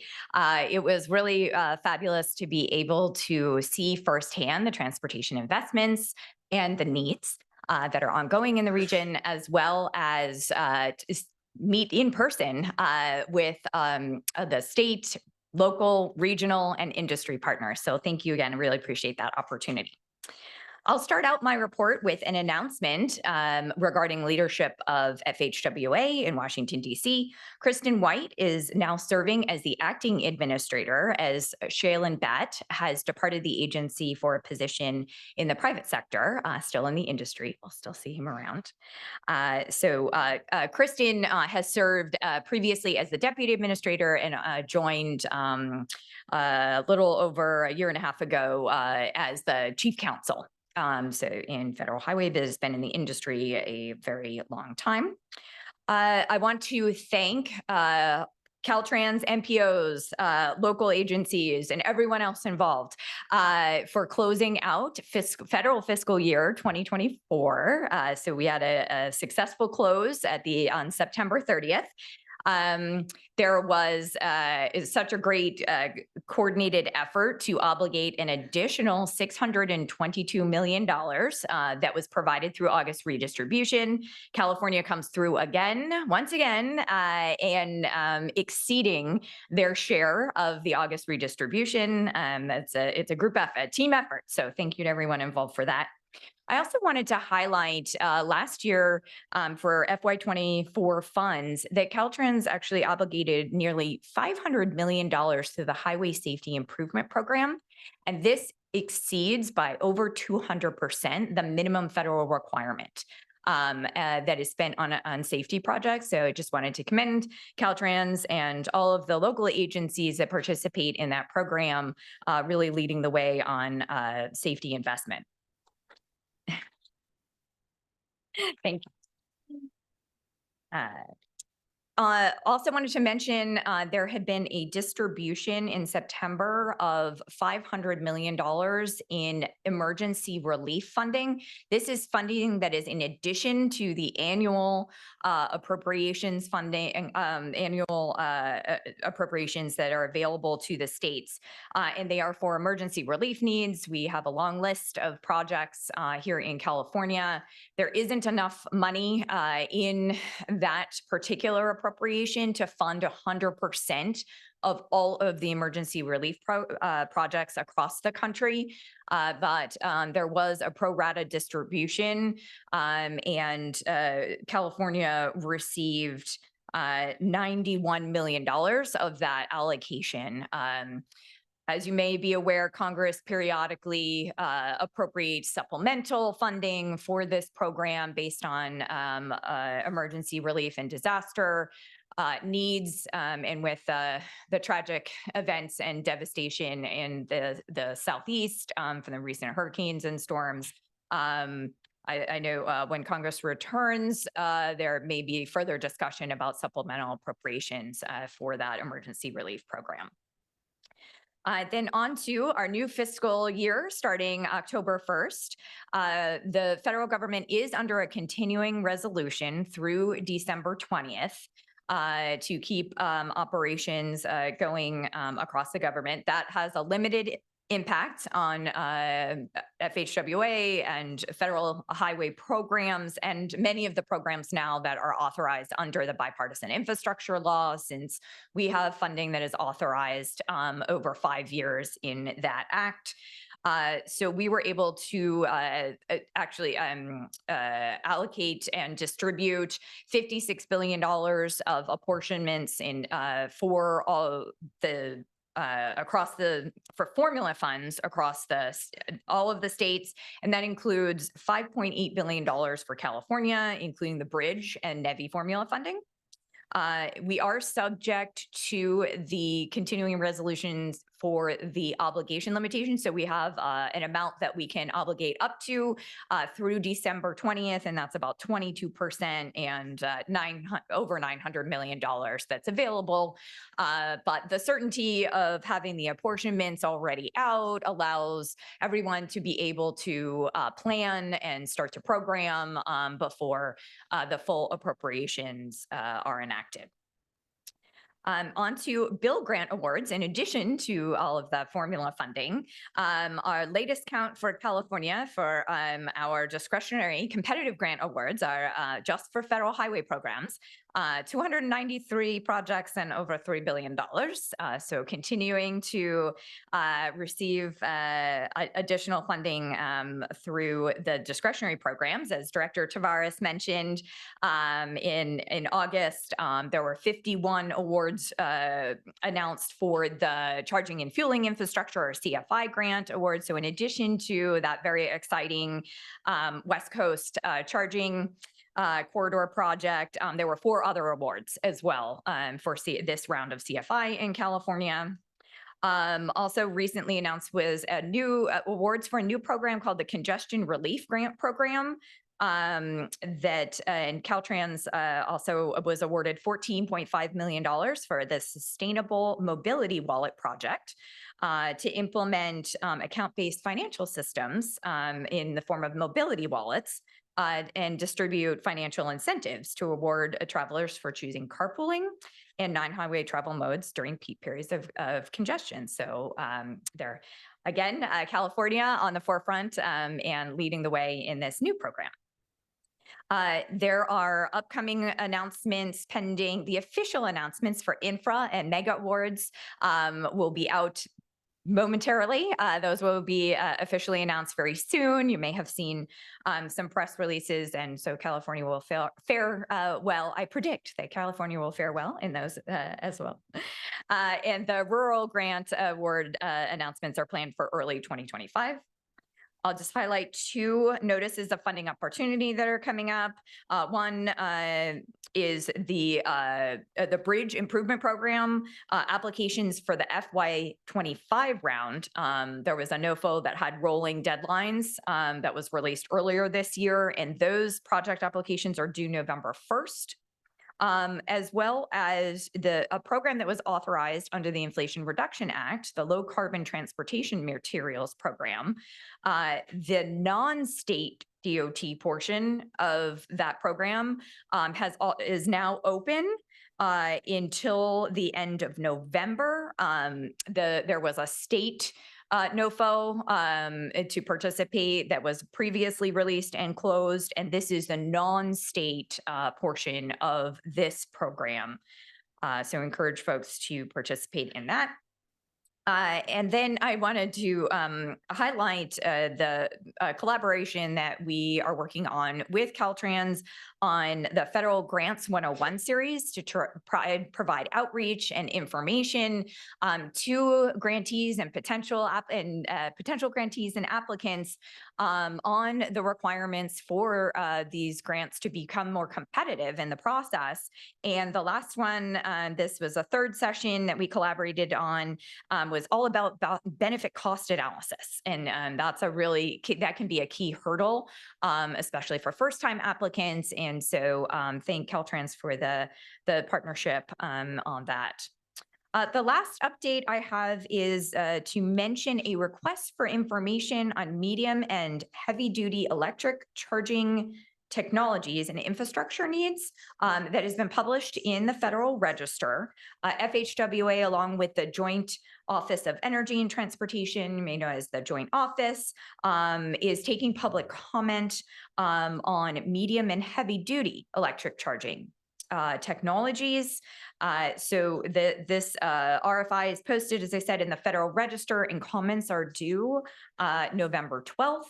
And I encourage California and all of our partners here to take a look at that and provide input and help inform the federal government on activities that can support the development and deployment of EV chargers. And that concludes my report. I am happy to take any questions if there are any. Thank you very much. And just to foreshadow for everyone in the room and online, we are going to take a 15-minute stretch break in 2 minutes. But we first want to hear, are there any questions online? I don't have any question cards. Okay, seeing none on this item, Secretary Omishakin. Yeah, thanks, Chair Gardino. Administrator Canove, thank you for highlighting the success that California has had as of recent with all the discretionary grants and all the formula money that's coming here. I don't think we will have the success that we've been having without you and your predecessor. I hate to say his name, Mamano, Administrator Mamano, as well. If not for your partnership, we wouldn't have all the success we've been having. So thank you both for all that you've been doing for California. My question is, the IIJA bill, we're going to celebrate its 3rd anniversary, I think, next month, which means the bill only has 2 years left, which means we need to be talking more and more seriously about a reauthorization, regardless of what happens with the election in a few weeks. Has that formally started at federal highways in DC or here in California? And how important are the discussions or the policy issues that we need to be highlighting about reauthorization in the coming months and years as IIJA starts to surprisingly wind down? Yeah, thank you for that question, Secretary Amoshakin. I appreciate your ongoing partnership. So once we get those grants awarded, then we have to put together grant agreements and authorize the funding and obligate the funding and then build the project. So it's an ongoing partnership. Appreciate it. Regarding reauthorization. That is a process that has sort of, I would say, informally kicked off in DC. Obviously we have a transition one way or another coming up. And so that's sort of the top priority in terms of prepping briefings. And there's an entire sort of federal government wide, transition planning that's currently going on. And our Office of Policy leads our reauthorization efforts. And I know they're starting to think through what those needs are, how to organize ourselves in gathering feedback, developing proposals. So I would say, probably maybe in the, next calendar year is a good time to start thinking about this, collaborating from a California perspective.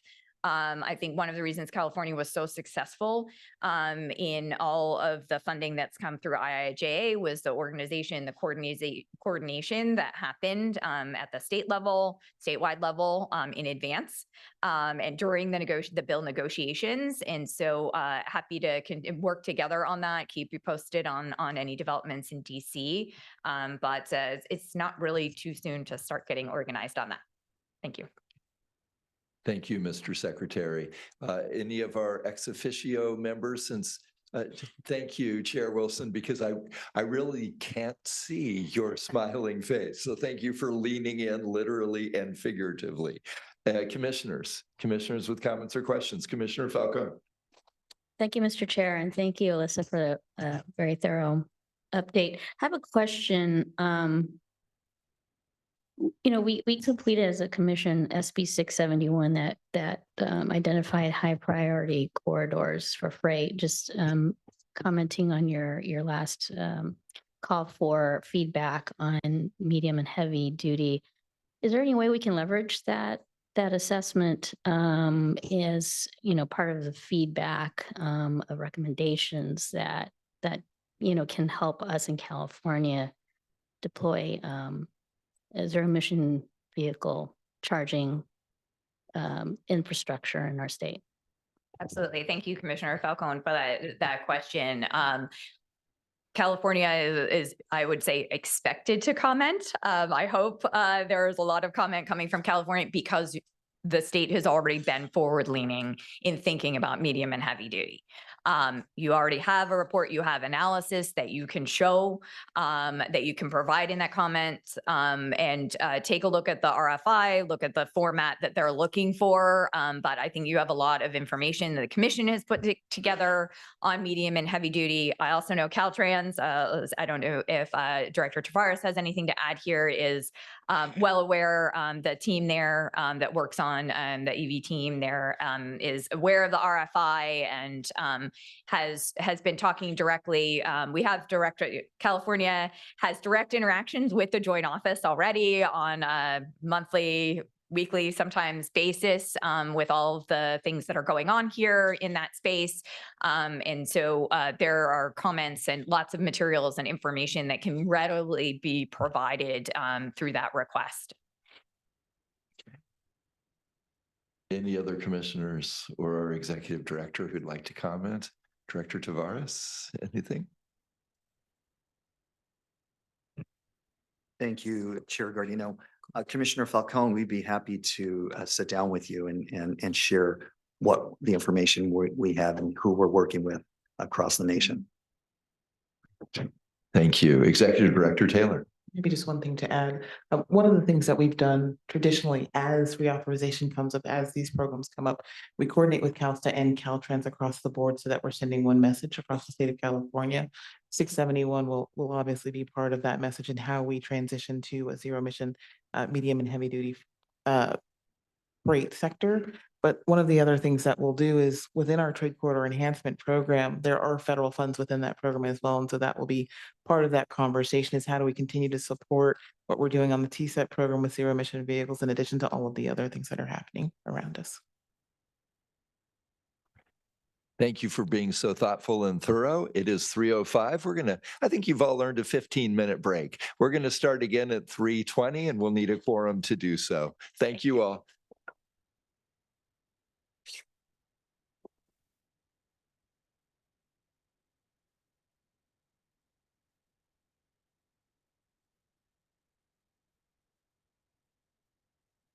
We're going to gavel back in. I hope you enjoyed the stretch and your conversations. If your conversation needs to continue, I understand, but please take it out into the hall. Otherwise, we are starting again our meeting, and we're going to make sure we have a quorum. We have a quorum in the room. We are moving forward.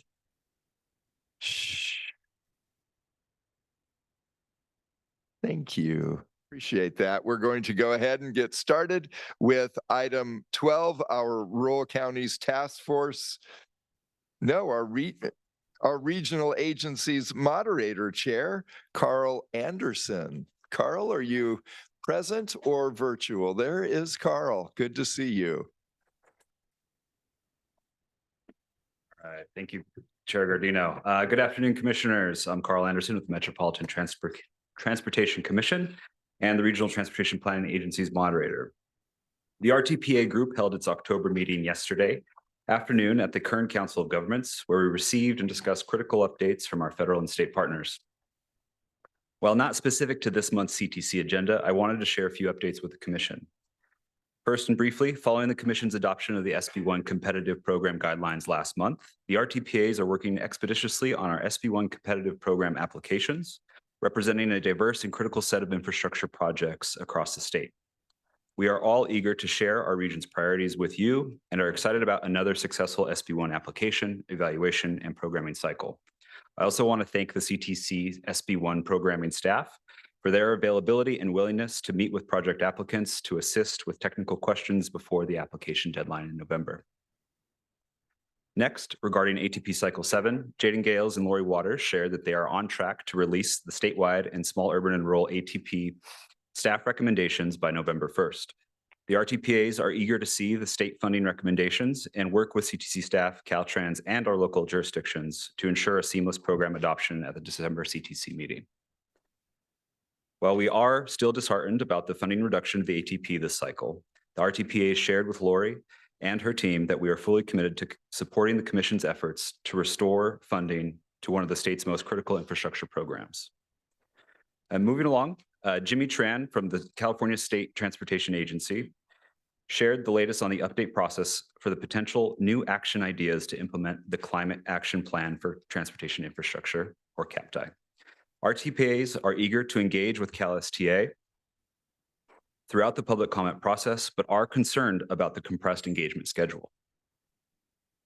The RTPAs are also excited about the opportunity for a potential workshop with CalSTA and CTC staff to fully comprehend how any new action ideas could predicate the SB1 cycle's evaluation process and future guidelines of any CTC funding programs. Finally, Michael Pimentel, the Executive Director of the California Transit Association, shared the latest developments in the litigation related to PEPRA and the potential impacts on federal transit grant funding for California agencies.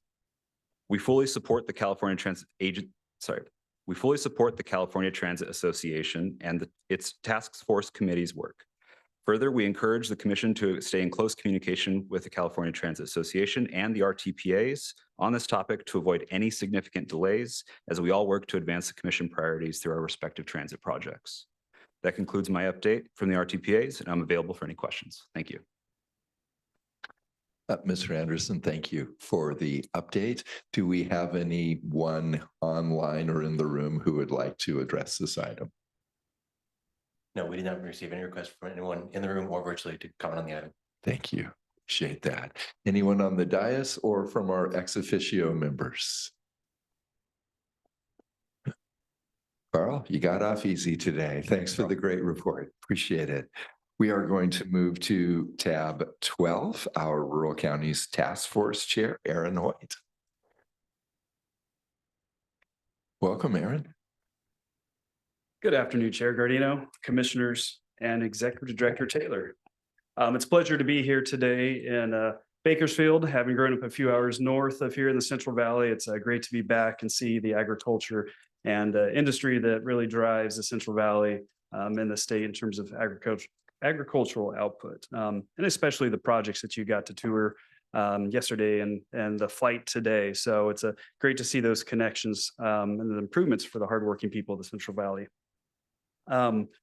As representative for the Rural Counties Task Force, representing the 26 rural counties across the state, I thank you for this opportunity to speak before you. And what I'll do is provide just a brief update on some of the topics that we've had presentations on.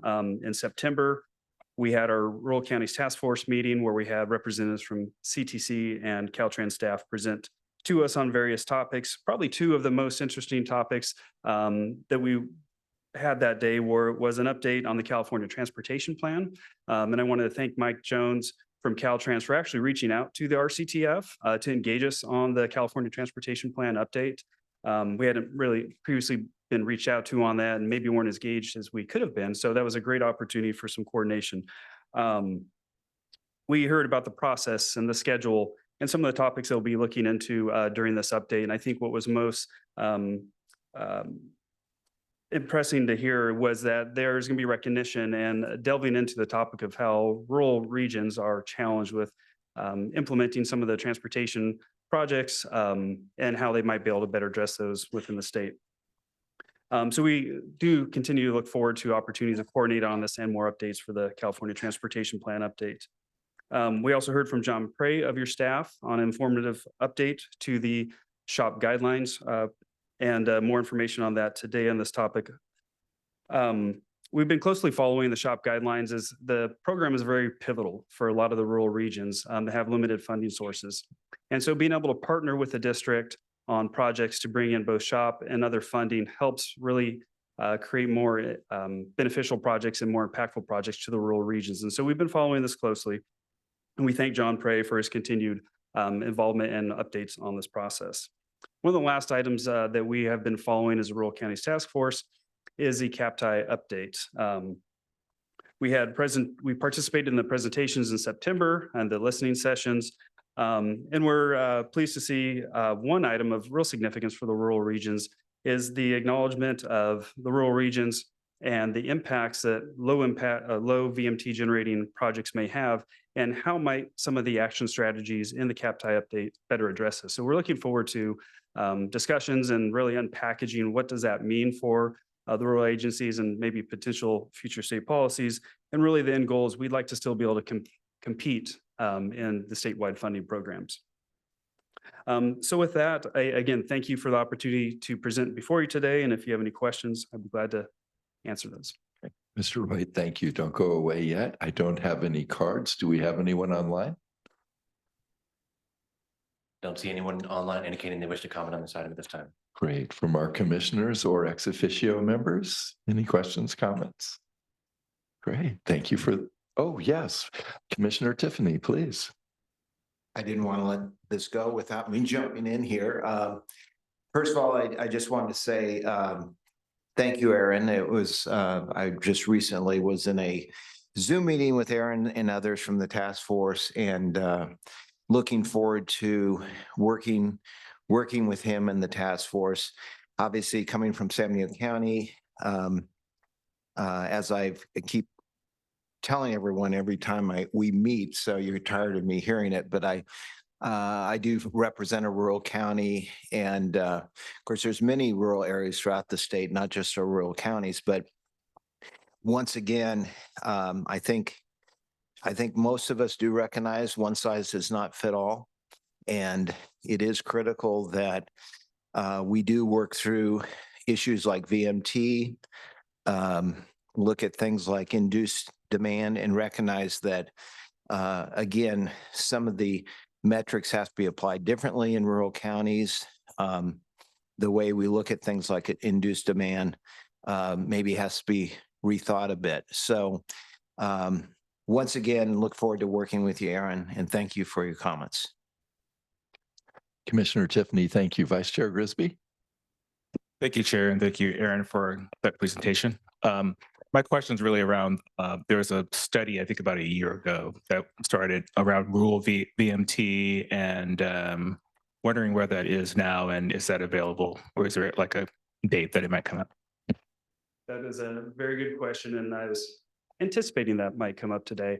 I think it's a good discussion piece going forward. We are very close to releasing that. We did have the opportunity to share kind of an administrative draft with Caltrans Sustainability Division, just to review some of those, review the study, kind of the findings and some of the recommendations that are coming out of that, just to make sure that we're coordinating closely with the division on that, and make sure that we can find areas of common interest, common understanding, and maybe work out any details on areas where we may not as agree strongly on.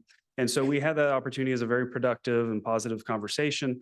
So that leads us into making a few revisions on language in the document, and we're getting very close to releasing it. I don't want to over promise, but I think within the next month it'll be out. I know it's been long awaited, and I think it'll really help, foster this conversation that we've been hearing, allowing us to delve deeper into what does VMT mean in a rural area? How might it be different than more urbanized areas? And I think one of the challenges we will go through during this exercise and these future conversations is, there are the rural counties, but there are also rural areas here in Kern County throughout the Central Valley that may share similar contexts, that may have similar features in terms of traffic, lack of congestion. And I think the question is, that leads to a much broader conversation, and how do we deal with it? So I look forward to future conversations. Great, thanks so much. Looking forward to it. Thank you. Executive Director Taylor. Yes, I was just going to add that at a previous commission meeting, when this did come up, our team did commit to bringing the rural induced demand either as part of a workshop and a larger discussion about these topics, or it's kind of a standalone. So once it's done, it will come to this commission. Thank you, Executive Director. Are there any other comments or questions from our ex officio members or our commissioners? Seeing none, thank you again for joining us. Appreciate the update. We're going to move to our Self-Help Counties Coalition Executive Director, Keith Dunn, for agenda item 13. Keith, welcome. It's good to have you here present with us.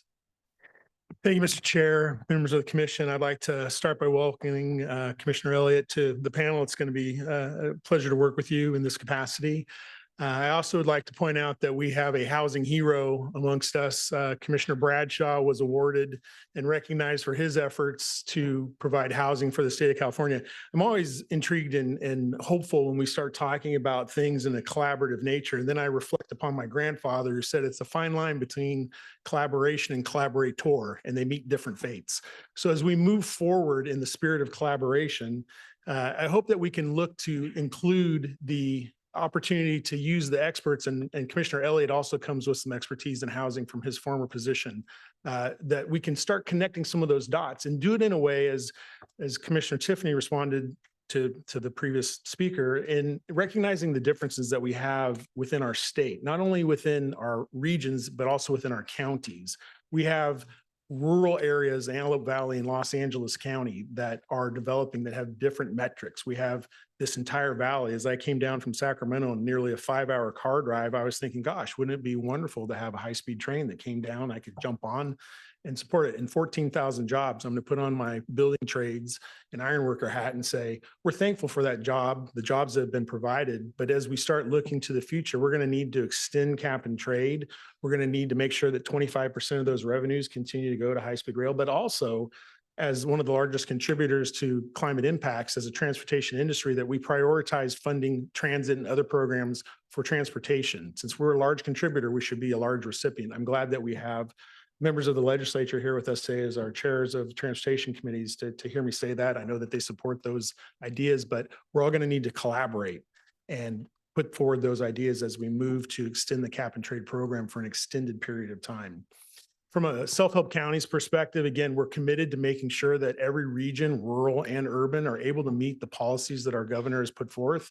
We need to provide our expertise to mix our housing experts with our transportation experts to make sure that we have the funding to provide those solutions. And that's where the real rub hits. And we have some disagreements even amongst family about how those programs move forward. But I know that we can collaborate effectively in the spirit outlined by our chair of getting along better together. Because sometimes it's a challenge and sometimes it takes more work to get there than it does on the policy side. So from the self-help counties perspective, bring $6 billion of funding to the state each year. We've got a couple counties looking to bring more, one in San Diego and Napa, looking to bring additional local resources to prioritize funding to make sure that we're not only able to provide transportation, but also a housing component. Again, we can't disconnect those two things. It's critically important. We won't be successful with any of our other policy goals unless we connect those dots.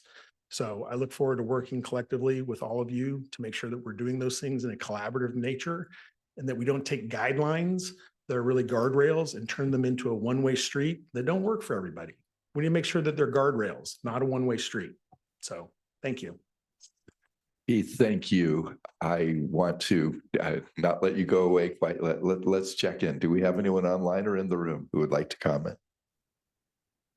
I see no request from any of our virtual attendees or did not receive any requests in the room either to comment on the item. Great. From our ex officio commissioners or commissioners on the dais? No? Keith, thanks for the great work you do. Thank you. It's good to have you here in person. Last couple of times have been on legislative deadlines, so we haven't got to see your smiling face. I couldn't pass an opportunity to drive to Bakersfield. So. Exactly. That's right. Good. We are going to go to item 14, our equity initiatives update. I believe we have Sequoia Erasmus virtually, and then our EAC chair and vice chair as well. Sequoia, are you on the line? Yes, you are. There you are. Hello. Welcome. Good afternoon. Greetings from Richmond, California. Today, commissioners, thank you, Chair. Thank you, commissioners. Tab 14 is a standing information item that features updates from our interagency equity initiatives, as well as remarks from our Interagency Equity Advisory Committee Chair and Vice Chair. I will share my remarks and then I will hand it over to them. So some meeting updates from the last couple months. On August 22nd, 2024, the committee held a virtual meeting. Members received presentations and discussed various items, including hearing updates from ad hoc subcommittee chairs, discussion and action on recommendations to Cal staff or updates to the Climate Action Plan for Transportation Infrastructure, or CAPTI. Members also held a preliminary discussion on a committee vision, mission, and policy principles for transportation equity. And they received an update on the Senate Bill 1121 State and Local Transportation Needs Assessment. Needless to say, it was a very full meeting. I would like to also add that committee members continue to request informational presentations on topics such as the Middle Mile Broadband Initiative and the California High-Speed Rail Project. And therefore, at our next meeting on October 24th in Suisun City, EAC members will receive presentations on both of these topics. That meeting will be offered virtually through Zoom as well as in person. On October 24th, members will also have an opportunity to convene in person for a morning workshop to discuss to further discuss the development of a mission, vision, and policy principles for transportation equity. And we are looking forward to convening next week again on October 24th with members from in person, during the equity visioning workshop, which will happen from 10 a.m. to noon, and followed by our hybrid virtual and in-person meeting of the committee that begins at 1. I also wanted to offer some updates on our ad hoc subcommittees, which are very active currently. chairs and members of those committees have decided to meet virtually for each month for the rest of the year through December. The current ad hoc subcommittees and chairs are the Safety and Climate Subcommittee, which Martha Armis Kelly, who mentioned earlier, is the chair of that ad hoc subcommittee. They have their next meeting online on October 30th. We recently also held an ad hoc subcommittee meeting of the Housing, Infrastructure, and Broadband Subcommittee, and the chair of that group is Cheryl Villegas Walker. And finally, last week, we held a meeting with the Walkability, Disability, and Complete Streets Ad Hoc Subcommittee, of which Michelle Rousey is chair. And again, we will hold monthly meetings with each of those subcommittees, and we are continuing to bring information and presentations that is requested and discussed by committee members, and we work on with each of the chair.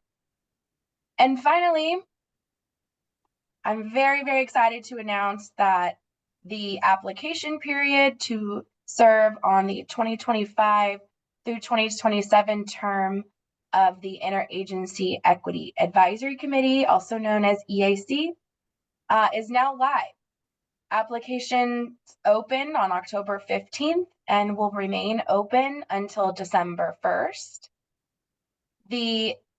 Anyone who is interested is invited to apply via a Microsoft form link that can be found on the Commission's website, as well as several stakeholder emails that are going out, and our interagencies, social media spaces. For some background information for anyone who's on the line wanting to know more about the EAC advises Caltrans, the California State Transportation Agency, and the California Transportation Commission on how to achieve meaningful outcomes in transportation equity, environmental justice, and equitable economic opportunities, especially in transportation planning and funding programs.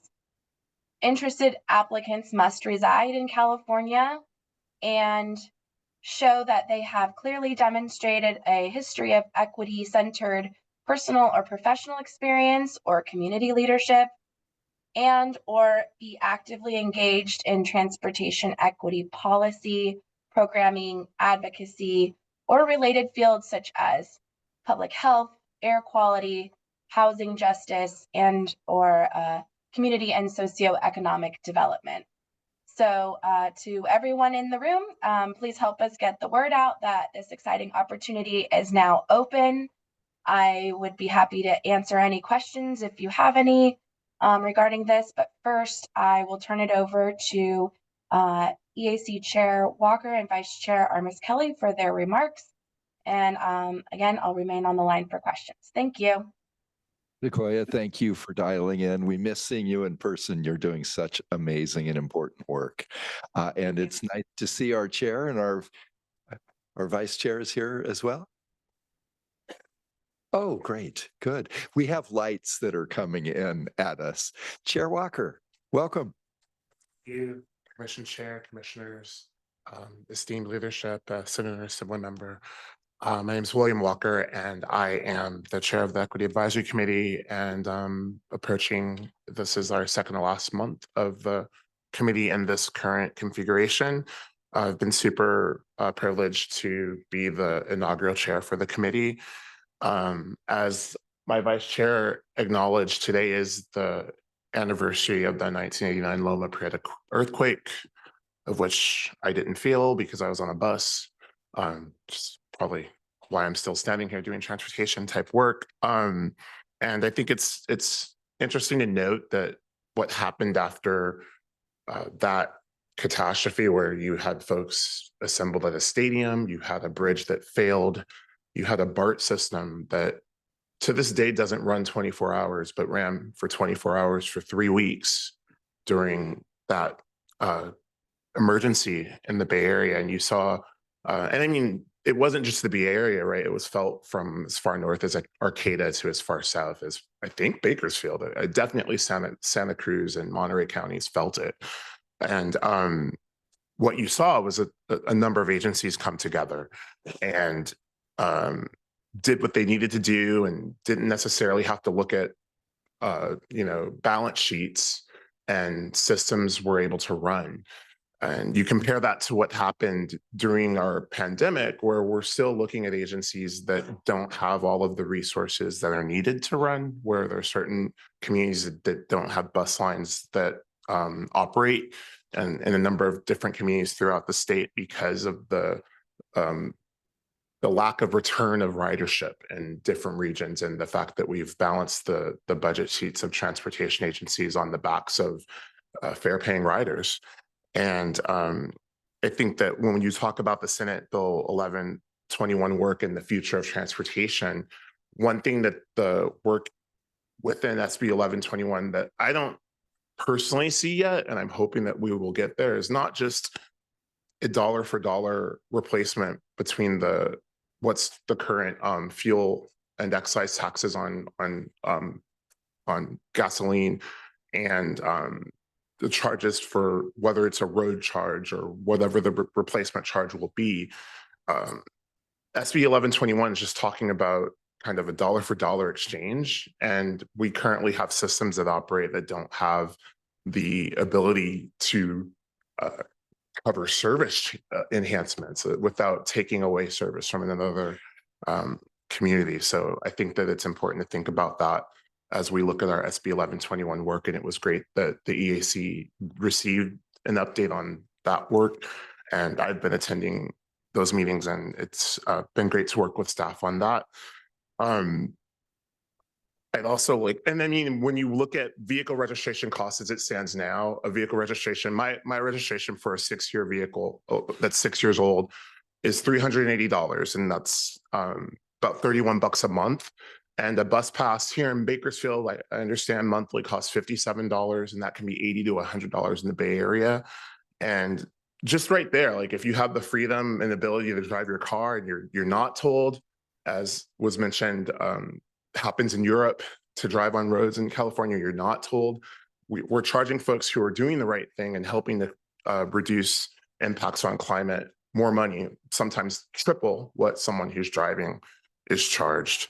I want to also acknowledge staff. We've had some difficult conversations at the AC just about how we grow and how we ensure that we're including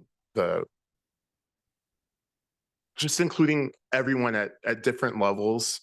You all hear from me and Martha on a monthly basis because we have the ability to be at these meetings, but really looking at how to engage the full EAC. And we've definitely engaged our committee structure. And I want to thank staff because we weren't originally placing our subcommittee meetings on our website.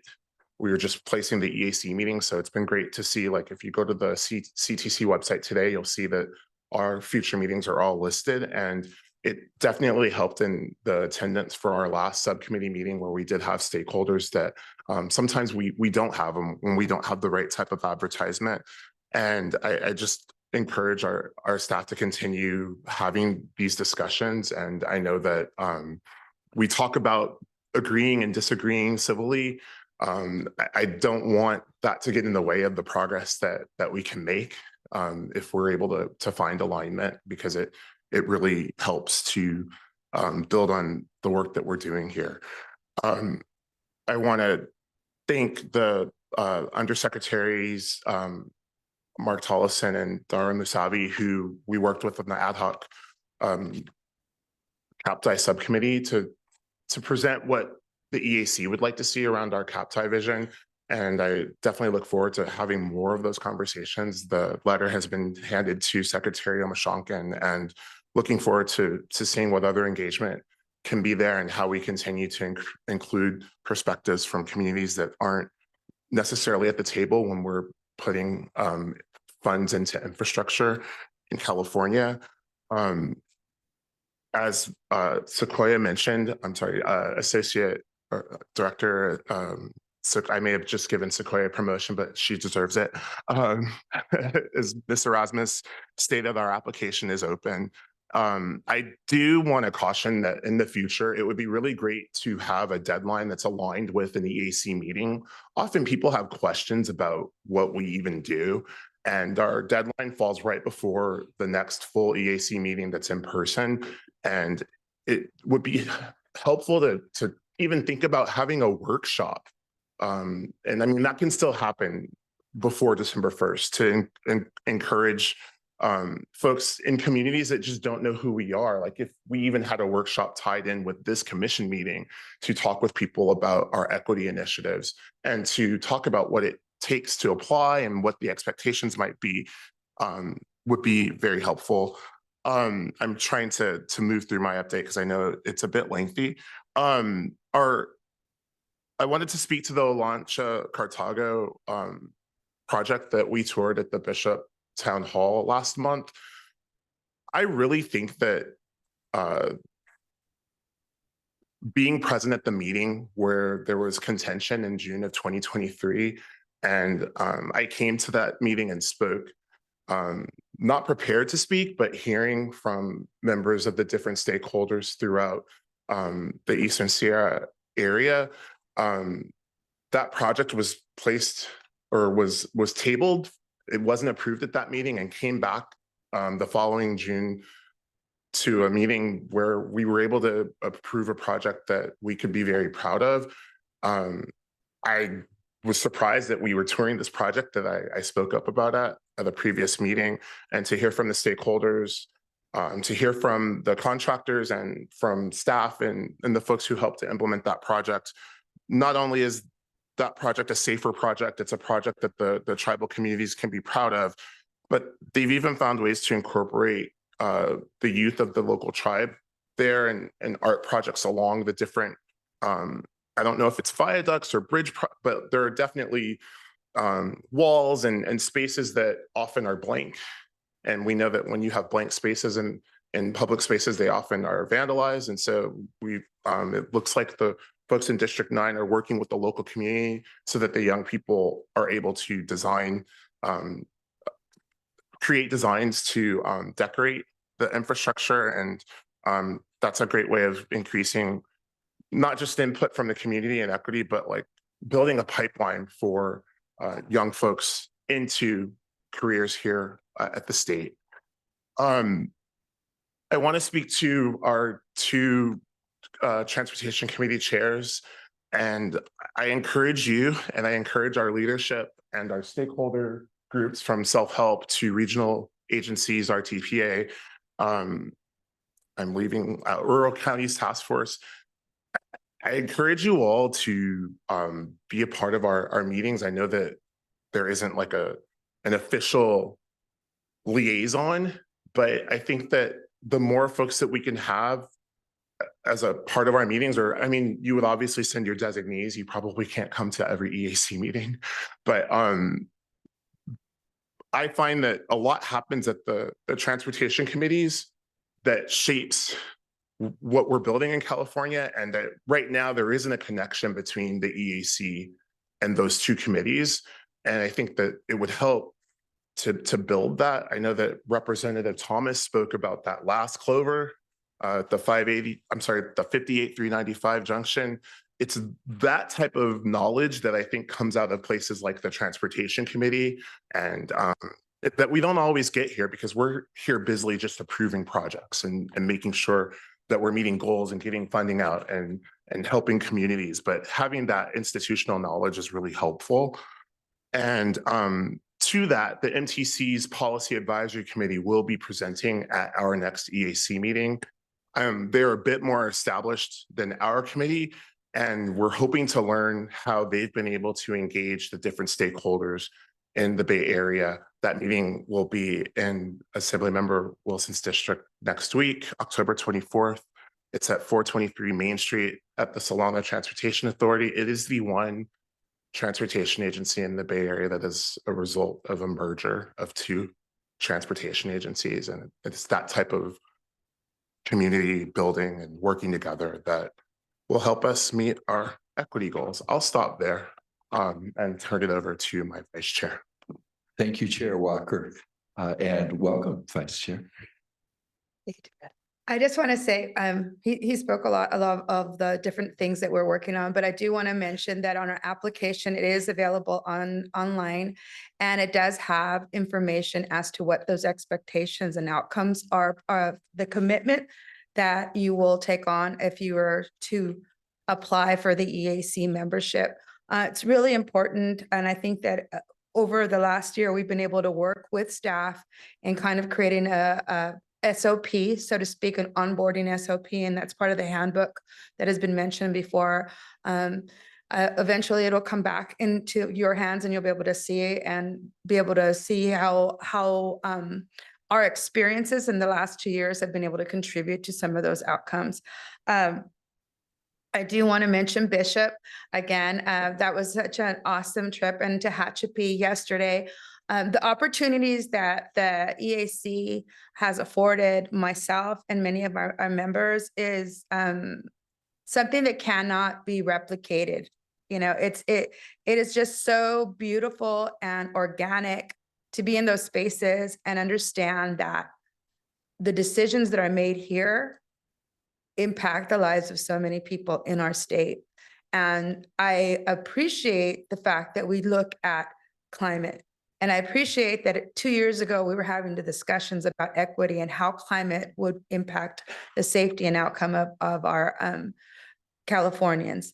I think that we've grown, and I appreciate the fact that as we're growing, I hope for the next 2 years that the people that do come in, hopefully I'll be able to be part of that as well.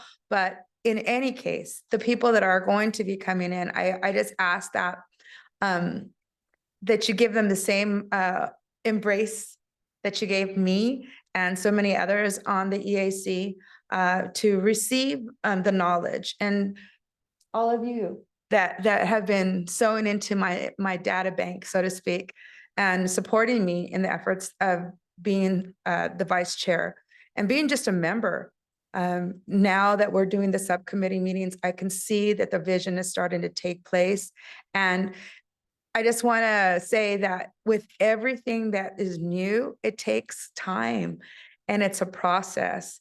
And I appreciate your candor when it's needed. And I appreciate your support when it's been needed.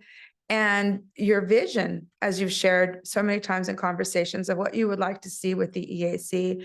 And I hope that we continue supporting the EAC, because it is through the EAC that narrative is going to be raised in the local jurisdictions, in the voices of the people that we serve. And I thank you.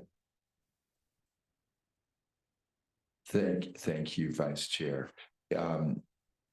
I don't have any cards. Is there anyone online who'd like to address this item?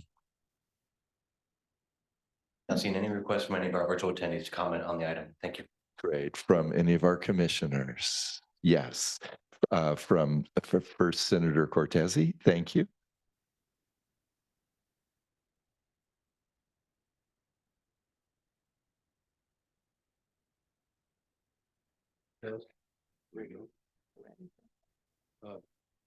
I just wanted to respond to the Chair Walker's kind of invitation to engage. And let me be concise about that, but there's certainly opportunities to engage with the committees at different levels. It would require us to be a little more proactive with committee staff, as well as my immediate office staff, and I'll go back and make sure that message gets through to touch bases. But it also requires, with the number of bills that are coming through, you being selective and proactive and letting us know where you're most interested in providing, direct input that can end up in the bill analysis, because that's where it's all important. Secondly, in our House, I think we've probably been a little behind some of the work that's been done in the Assembly over the years in terms of caucuses, in terms of caucus work. But we have a fledgling and maybe maybe finally grounded equity caucus, informal equity caucus that has been responsible already for bills like SB 150, which was joint authored by 4 members, Senator Smallwood Cuevas from Los Angeles, Senator Lena Gonzalez, our majority leader, Senator Durazo from Los Angeles, and myself, to require the application of labor standards and equity, including community benefits analysis and so forth, to the billions and billions of dollars of investments that have been going out the door, both in terms of state dollars and also in terms of what we're doing and competing for in terms of federal dollars under the last 2 stimulus packages. As you know, in the surplus years, there were huge dollars that the legislature, in conjunction with the governor, approved on climate, and then the next year on infrastructure. And it's been the reason we have a new caucus, an equity caucus in the Senate, and have people working on in that regard, is because if you don't apply equity principles, and not just principles, but real requirements and conditions, I would call them conditions, as well as labor standards. And you have to have labor standards and equity, is what I'm trying to say. They're not always one and the same. Oftentimes they are, oftentimes they get segregated, if you will. And so it's very important for you to connect with that group as well, and provide us the ability to understand, how to better approach our work. Again, with the volume of legislation that's going on, with our individual bill packages, when we take on something like that as a caucus, or a sub caucus, if you will, in either house, it really requires a team effort and some collaboration with folks that are taking a deeper dive.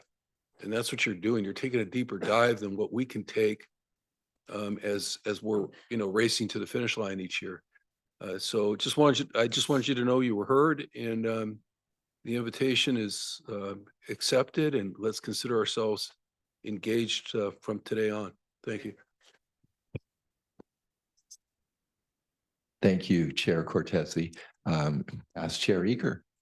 Thank you. And this is for Chair Walker. You mentioned the year anniversary of Loma Prieta, and certainly that was a disaster on that day. But I'm not sure you knew what happened right after that. So when the roads and bridges and overcrossings fell, in the next year, everyone came together and said, how do we fix it, right? What do we do now?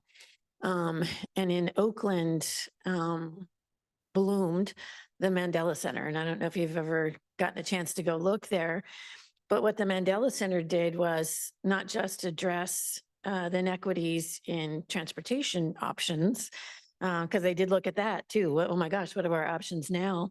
But then they also looked at opportunities for people to be trained to be able to fix those roads and bridges, because what the state of California realized is we didn't have enough workers at that time to be able to fix all of those things. And so the Mandela Center came together, and they started going out and asking people who were living on the streets to come in and get trained and to go through the process.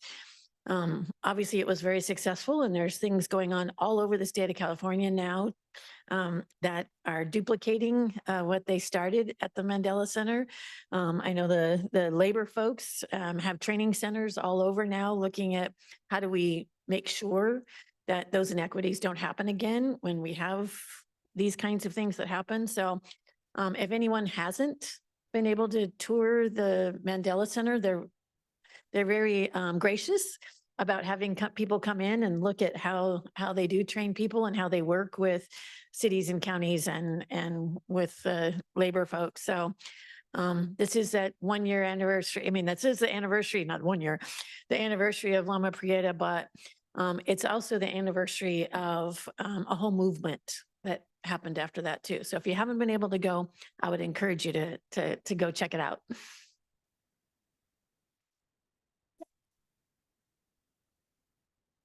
I did feel it. Thank you, Past Chair Eager. Anyone else on the dais? Seeing none, we want to thank Sequoia and William and Martha for the updates. We're going to move on to item 15, innovations in transportation. I believe we're joined virtually by Destiny Preston and perhaps in person by Megan. Is it Richer? Great. Good. Thank you for joining us in person. And is Destiny joining us remotely? Yes.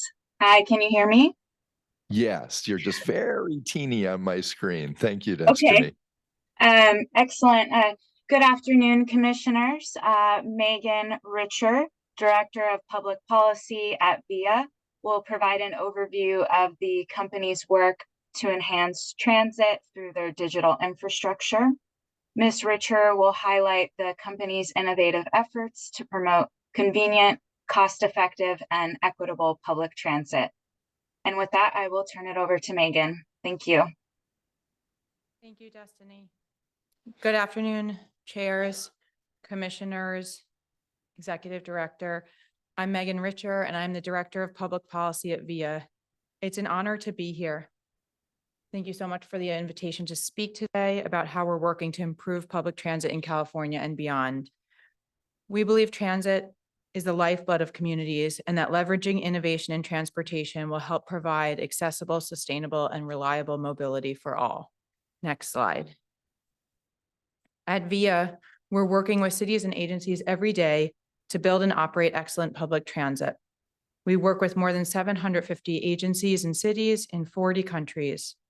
This includes deploying microtransit, making fixed route bus networks more efficient, improving paratransit operations and non-emergency medical travel options, as we do right here with Golden Empire Transit in Bakersfield, and bringing transparency to student transportation.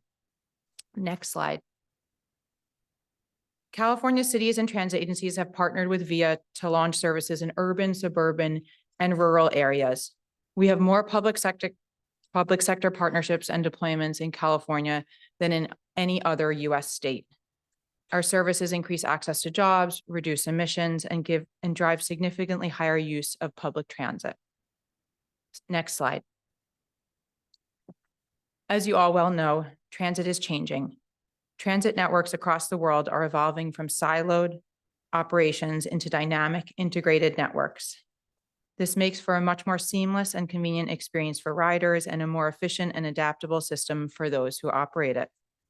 Next slide. VIA has grown its platform. Next slide. Okay, thanks. VIA has grown its platform to enable integrated transit. While VIA is known as a leader in providing on-demand microtransit, we believe that is just one important tool in creating excellent transit systems. Our platform now includes Remix and City Mapper, and hundreds of agencies and cities use Remix software to improve the planning and routing of buses, as well as their scheduling and dispatch. City Mapper allows riders to see all of their transit options and plan their journey. Next slide. I want to take a moment to talk about how municipalities use microtransit. There are certainly some less efficient microtransit services out there. This is what good services do. They fill gaps in the transit network.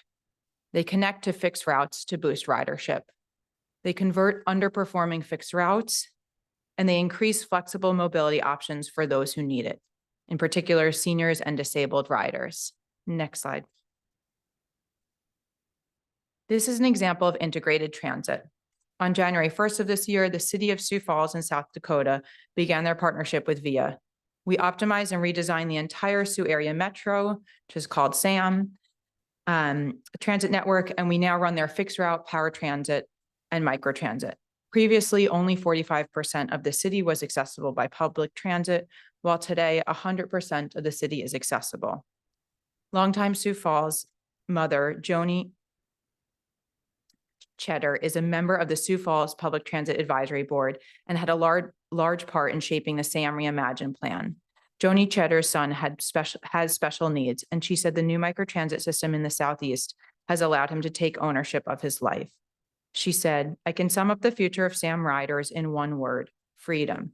Freedom for your child to get to and from a band lesson on SAM while you are still at work. Freedom to get to the grocery store or doctor's appointments when the weather is bad instead of driving yourself. Freedom to choose more housing options. Freedom to be able to get to work when your vehicle unexpectedly breaks down. Next slide. VIA's integrated rider platform makes it easy for agencies to encourage full use of the transit network and boost ridership. Moreover, our algorithm can take into account mode preference, so agencies can use this to direct microtransit requests to fixed route instead when it increases the efficiency of the overall system and improves the rider experience. It ensures that there is no cannibalization of fixed route ridership. Next slide. Zooming out for a moment, what type of transportation is most useful for our communities? It's transportation that is affordable, reliable, accessible, and flexible. Next slide. VIA incorporates accessibility features that therefore promote equity. For limited mobility riders, we have accessible vehicles in all of our services and customized service. This means that a rider's profile is set if they have limited mobility, set the services door-to-door pickups and drop-offs instead of corner to corner. For those without smartphones, we have phone booking, and for the unbanked or underbanked, our services accept cash, prepaid debit card, and vouchers. Next slide. This impact is clear because disability groups advocate for increasing investment in on-demand microtransit and creating a federal grant program to bring innovation to ADA paratransit services. Next slide. We are honored to continue working to meet the needs of the community and the goals of the state of California. The services highlighted on this slide are all electric on-demand public transit for riders, all with accessible vehicles in the service, and they are made possible by state funding sources. Next slide. Our riders need services that are affordable, equitable, and reliable. As a slide mentioned, 70% of VIA riders don't own a personal vehicle, and 30% of riders use our services to connect to other transit options. And 30% of riders also have a disability that affects their use of transit. Next slide. California has multiple funding sources that make these critical services available. These funding sources include CARB's Clean Mobility Options, Sustainable Transportation Equity Program, and Clean Mobility in Schools. It includes CALSA's Transit and Intercity Rail Capital Program, as well as the SB 125 Transit Program funding. And then it includes the CTC's SB 1 programs, Solutions for Congested Corridors Program, and the Local Partnerships Program. All of these move us closer to the state's goal of improving air quality and increasing accessibility, equity, and increasing transit ridership. Thank you for your time today. I'm happy to answer any questions. Thank you. And thank you for your work in so many states and countries as well. We have one card, so please don't go away. William Walker. And it's unclear if you're speaking as just a private citizen or as chair of the EAC. I will let you make that decision as you approach the microphone with your question. I know. That's funny because I was told by the same group that I couldn't speak as a private citizen because I'm a person, but I am a member of the EAC. So, But whatever. I mean, I don't think anything I'm going to say is going to be too controversial. And it's, for the record, I guess it's not as a chair of the EAC. It's as a William Walker. There you go. I have used Remix. I'm a transit planner. So I've worked at transit agencies that have subscribed to the service. I helped create route plans for 2 different bus lines in the Bay Area that serve underrepresented communities. I find that when I'm not an employee of a transit agency or district, I don't have access to this service. And when you look at the other software suites like Esri and I mean, even just something as simple as Adobe, you can find licenses where if you're a student, you can purchase it and you can do things. And I could just imagine if someone in the community had access to Remix and could just show Muni how they want their bus line to be in San Francisco or show Golden Empire Transit get, I don't know if I'm saying it right, but that's the local transit agency here. So I'm curious, since Remix is no longer that upstart and they've been acquired by a company like Via that has the resources, what is the commitment to providing access to folks who are learning to be planners? Thank you so much. That's awesome to hear that you have used the product and It's a great product. and you want more people to access it. Well, I don't know that this is sort of the general public, but I will say that we're working with Cal ITP to make it available statewide. I know that it will be free for 5311 recipients, but again, that's not individuals. But it is, going to be a statewide sort of software product. I don't know about the specifics, but this is again, not for the general public, but to me, allowing the EAC to have access to this makes complete sense. And we tend to be really supportive of its use for policy purposes. So that's, not a complete answer because I don't know how we would offer it to sort of the general public. But I hear your sort of interest and I'm happy to take it offline and see what else we can do. Well, then I'm happy to be an EAC chairperson making this request. Thank you. Thank you so much. Thank you both. And please don't go away. Any commissioners who would like to comment or ask a question? Yes, Commissioner Falco. Thank you, Mr. Chair. Thank you for your presentation, Ms. Richer. Question about when you're talking about equitability and affordability. It speaks to, for markets, the ability to get grants and funding to fund your platform.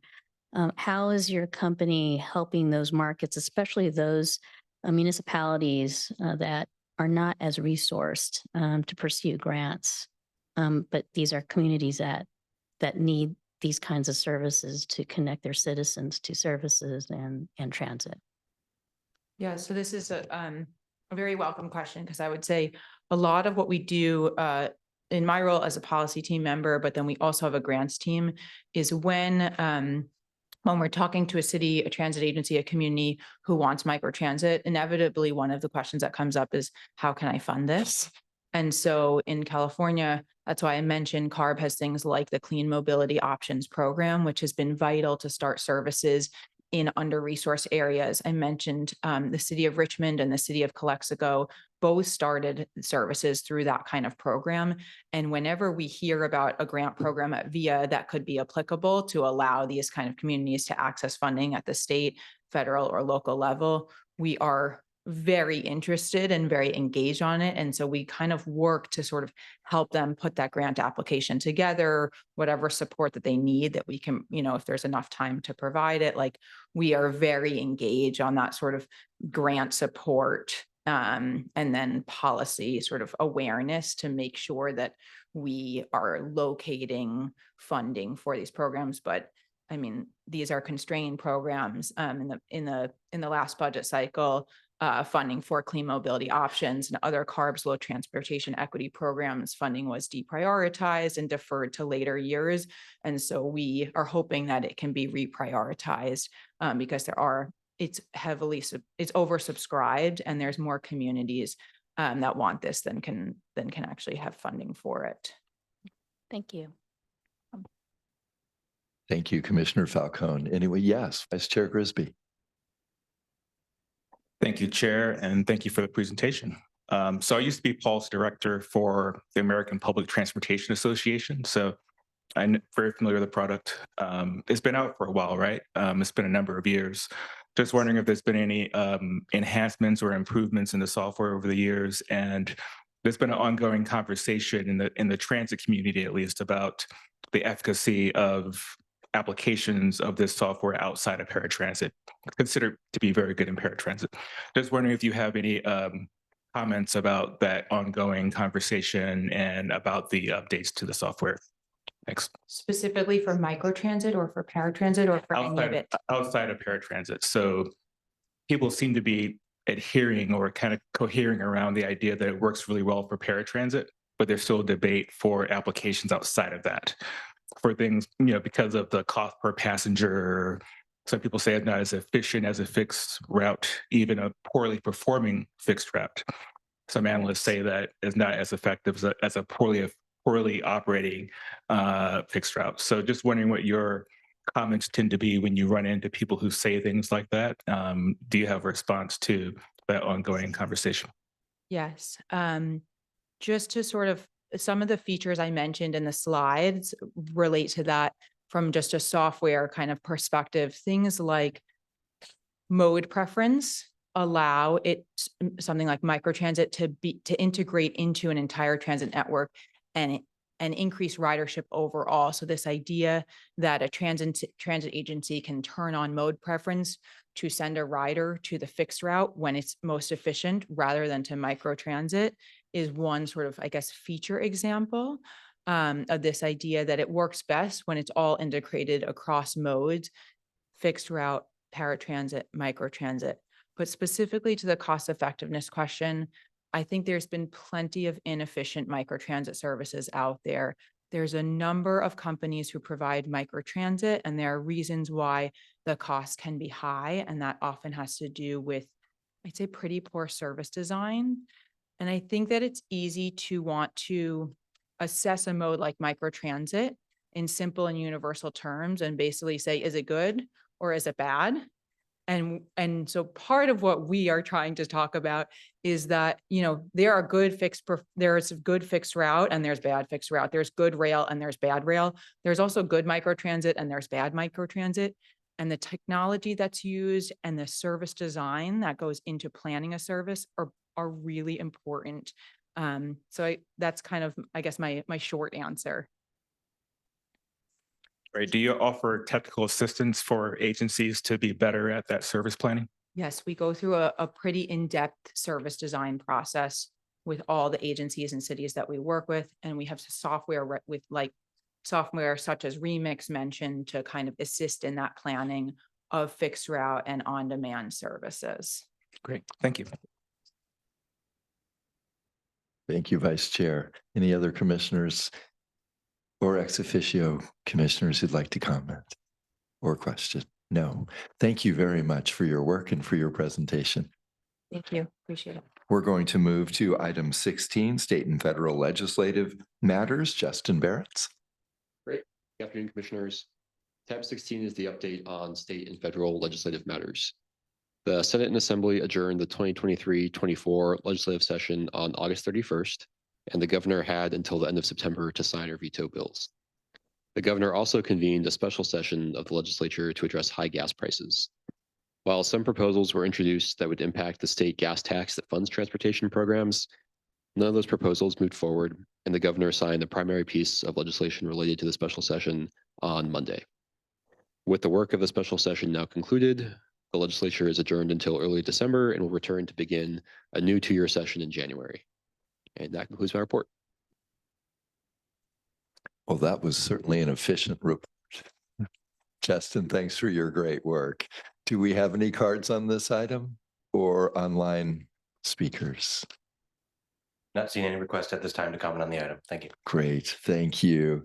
Any this would be a wonderful opportunity if I'm not putting them on the spot. Thank you for your leadership as chairs of both the Assembly and Senate Transportation Committees. Is there anything that you'd like to add or comment on?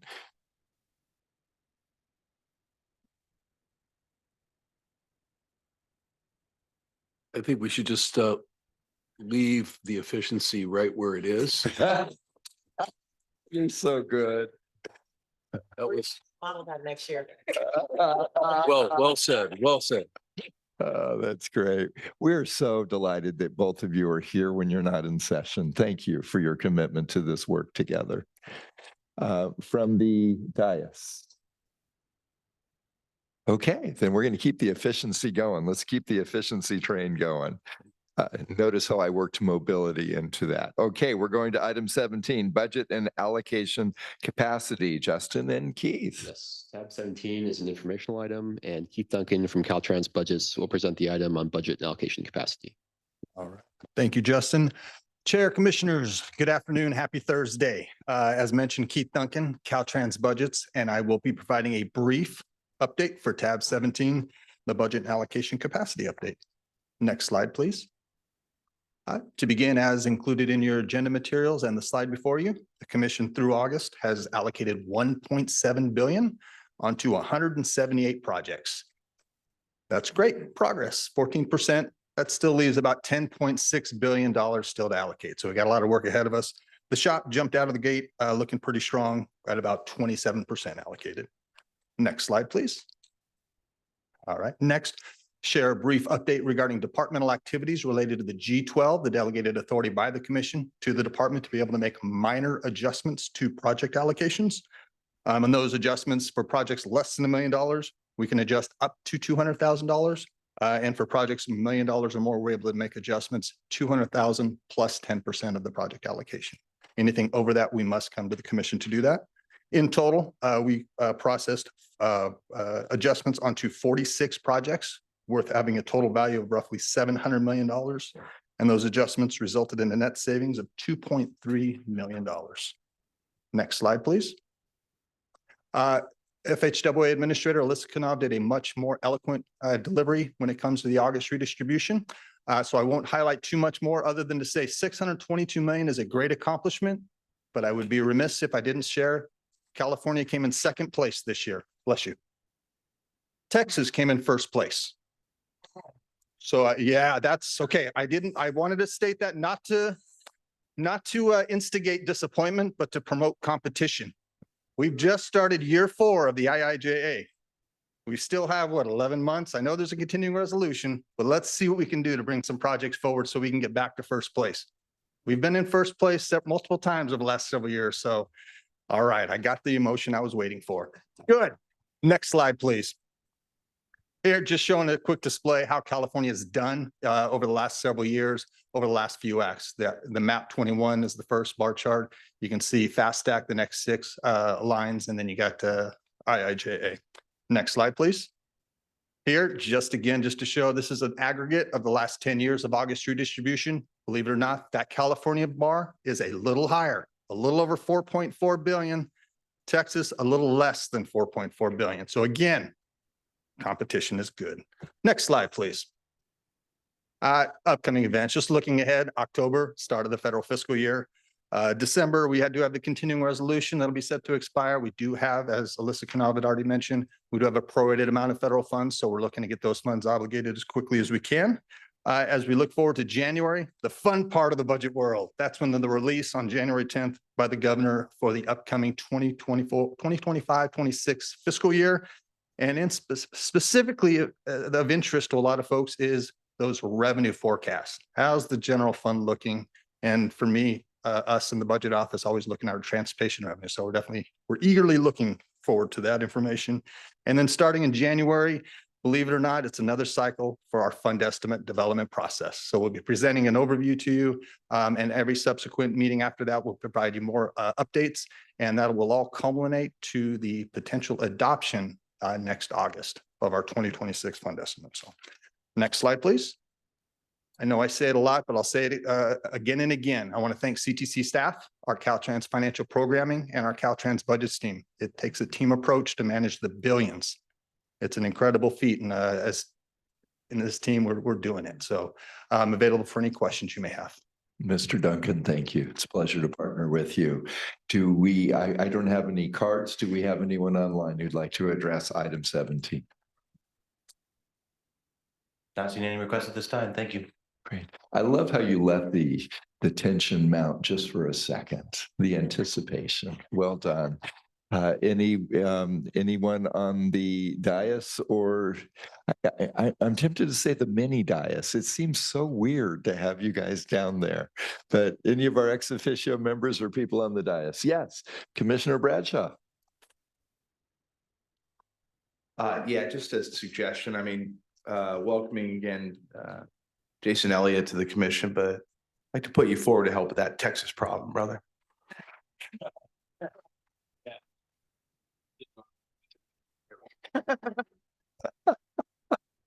I can email it to you too.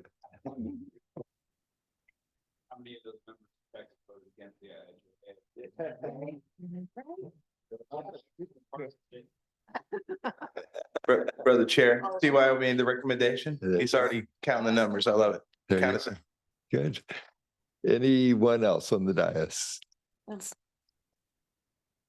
Yeah. Yes, past Chair Eager. There we go. So the very first slide, and it showed how much money we still have to spend. Is it 10 billion? Roughly 10.6 billion, yes. So Still to that, allocate. that was as of what date? As of the August CTC meeting. So through August, you've allocated about 1.7 billion, and then the remaining balance of the total capacity is about 10.6 billion. To be spent by when? By the end of the fiscal year. By, To be allocated by the commission? yeah, Yeah, we can allocate at any time during this fiscal year. okay. Similar to last year, whenever most of these funds, if we don't fully allocate at the end of the fiscal year, most of it does carry over. But we try to target, I mean, with looking at the total capacity, we'd like to be able to allocate all of it this fiscal year. Okay, we're on it. Okay, thank you. All right, more competition. Great. Anyone else have comments or questions for Keith? Seeing none, thank you, Mr. Duncan. Thank you. You bet. We're moving on to item 18, draft 2024 State Highway Operation and Protection Program Guidelines. John Prey, there you are. Welcome, John. Good afternoon, commissioners. Tab 18 is an information item presenting draft amendments to the SHOP guidelines. The commission is required by statute to develop guidelines for the SHOP program. We update our guidelines on a semi-regular basis as needed, and the last update was in May of 2022. The commission conducted 3 public workshops, one in April and one in August, and one just recently on October 1st, to engage stakeholders and solicit input on the proposed changes. These were all virtual workshops where we had around 100 attendees at each workshop who provided us with both written and verbal feedback on the proposed changes. I'd like to highlight just a few of the changes that are being proposed. In section 12, we're proposing changes to increase the clarity regarding SHOP eligibility of certain types of operational improvements. And then in section 21, we're proposing changes to increase transparency for projects where we're combining SHOP and non-SHOP funding. And then in sections 29 and 40, we're proposing changes to improve the language related to SHOP projects using alternative delivery methods, which would include CMGC, design build, and we've added language for progressive design build this time. And in section 49, we're proposing some minor policy changes for the SHOP time extensions. So those are kind of our bigger sections that we're changing, but there are other minor changes throughout the whole document, all changes which, to echo what Executive Director Taylor mentioned, we're trying to enhance the transparency and accountability in the program while also not compromising efficiency.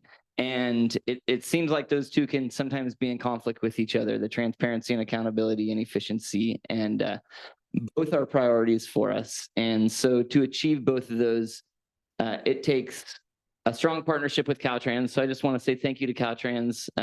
They've been great partners as we've been talking through these changes and working with us. And it also takes strong engagement with our many stakeholders. And so I just want to thank all of our stakeholders. A lot of them are in the room. A lot of them are not in the room, but they showed up and participated in our workshops, gave us feedback. Not always feedback that agrees with each other, but our stakeholders did a good job of disagreeing well at these workshops. So we appreciate that. And they have provided us with good input. So with that, these are the draft changes, and it's anticipated that the final SHOP guidelines will be brought forward for adoption at the December commission meeting. This is an information item, and CTC staff welcomes any questions or feedback that you might have on the SHOP guidelines. As always, thank you for your work, John. We're going to, I don't have any, yes, I do have a card. Wonderful. Chris Smith with AGC of California. Chris, welcome. And Chris, just a reminder to you and all speakers as always, so you're just not surprised, we won't start the 2-minute timer until you start. Thank you, Gardino, and members of the commission. Welcome Commissioner Elliott, to the commission as well. My name is Chris Smith, and I'm here on behalf of the Associated General Contractors of California. We're one of those stakeholders, part of the broad coalition of organizations representing the construction industry on the SHOP program. AGC of California, we represent about 1,000 contractors across the state for the full spectrum of the construction industry.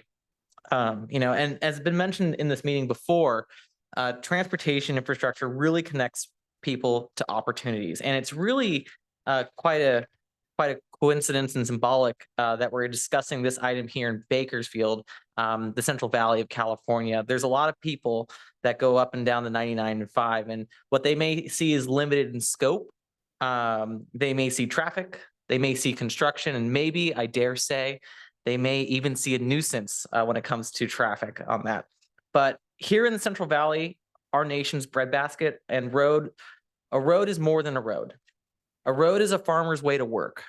A road is crops and livestock growing. And a road is groceries on shelves. And a road is food on the table. SHOP doesn't just build roads, SHOP feeds America. This commission and its staff understands that. This draft reflects that understanding, and the work the staff and this commission has done to put these guidelines into place has gone far beyond what we wanted. I'd like to thank particularly Chairman Gardino and Commissioners Cruz and Bradshaw for balancing the conversations in these workshops. I thought there was a lot of comments in there, and for you, Mr. Chair and Commissioners, we really do appreciate your work on this. Keeping the SHOP funds on track, or rather on the road, to deliver essential infrastructure dollars. On behalf of the Associated General Contractors of California, we appreciate the work of this commission, and we look forward to our continued partnership on this. Thanks. Well, talking about hitting the timer right on time, just like the AGC, on-time delivery. Thank you, Chris. Appreciate it. Are there, I'm not seeing any other cards. Is there anyone online? Indeed, there is. Thank you, Chair. We do have two virtual attendees at this time indicating they wish to comment on the item. I'd like to first call on Sophia Rafikova. Great. And Sophia, as always, we won't start the clock until you start speaking. Thank you for joining us virtually. Great. Good afternoon. I'm Sophia Avikoa with the Coalition for Clean Air. Thank you for this opportunity to provide feedback. We wanted to share a couple recommendations. One, we would like to make sure that SHOP guidelines do not promote projects that increase lane capacity as required by the guidelines. And we're concerned that the list of eligible projects includes auxiliary lanes and shoulder improvements. Auxiliary lanes, while are limited to being less than a mile long, it doesn't stop projects from applying even with multiple auxiliary lanes, which could have a significant cumulative impact on lane capacity. And additionally, with shoulder improvements, we're concerned that could lead to shoulder widenings, which would make it easier to widen the lane in that corridor in the future. And to ensure that these guidelines don't promote this type of projects and increase lane capacity, we'd like to see those list of projects removed. Additionally, we'd like to see a stronger alignment with CAPDI and SB 960 requirements. In the most recent CAPDI update, proposes that SHOP guidelines should improve its public engagement process, particularly for projects with significant community impacts, and to work closely with the EAC. Love to see that language included to ensure early alignment with CAPDI.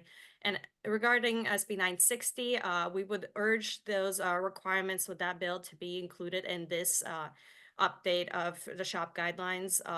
California continues to be dangerous for pedestrians and bicyclists, with over 1,000 pedestrians dying on California roads each year. And a recent report by CalBike found that we are not on track to meeting our complete street goals, with the 2024 SHOP building less than 8% of the bike lanes required and less than 2% of the sidewalks required.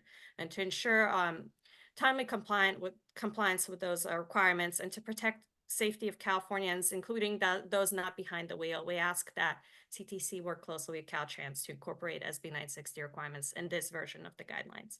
Thank you.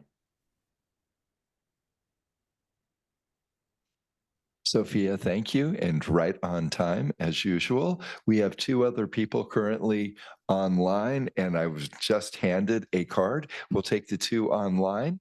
And again, we won't start until you start with the clock, and then we'll go to the card that we have in front of us.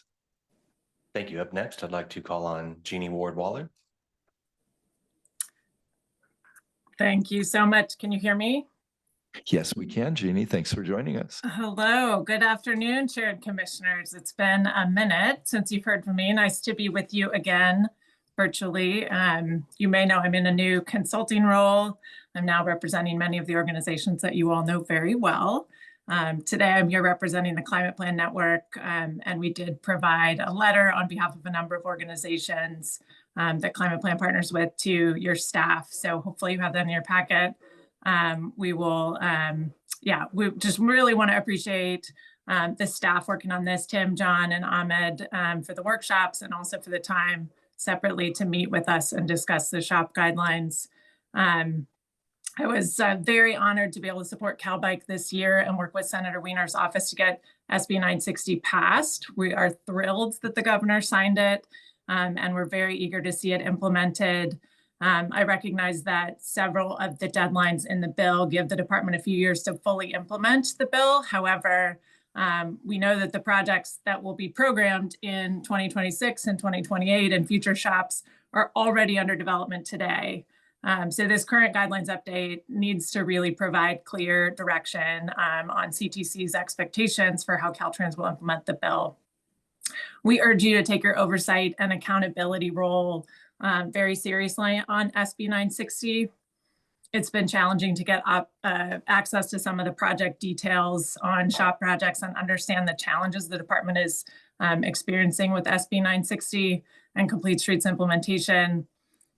Sophia just mentioned this, but CalBike actually recently released a report called Incomplete Streets, getting into a lot of detail on this, and I'd be happy to share that with you and encourage you to read it. And I know I'm running out of time, so I'm just going to echo Sophia and the other comments she made about clarity on the eligibility for operational improvements. Thank you. You were right on time. Thank you, Jeannie. And we have one more person online. Then we are going to go, and I'd ask them to come forward, Aaron Hunt and Jose Luis Casenas. Our next online speaker. Hello, this is Jared Sanchez, Policy Director at CalBike. I do not have a lot to add to what Jeannie and Sophia just shared. I really appreciated working with Caltrans to help pass and sign SB 960.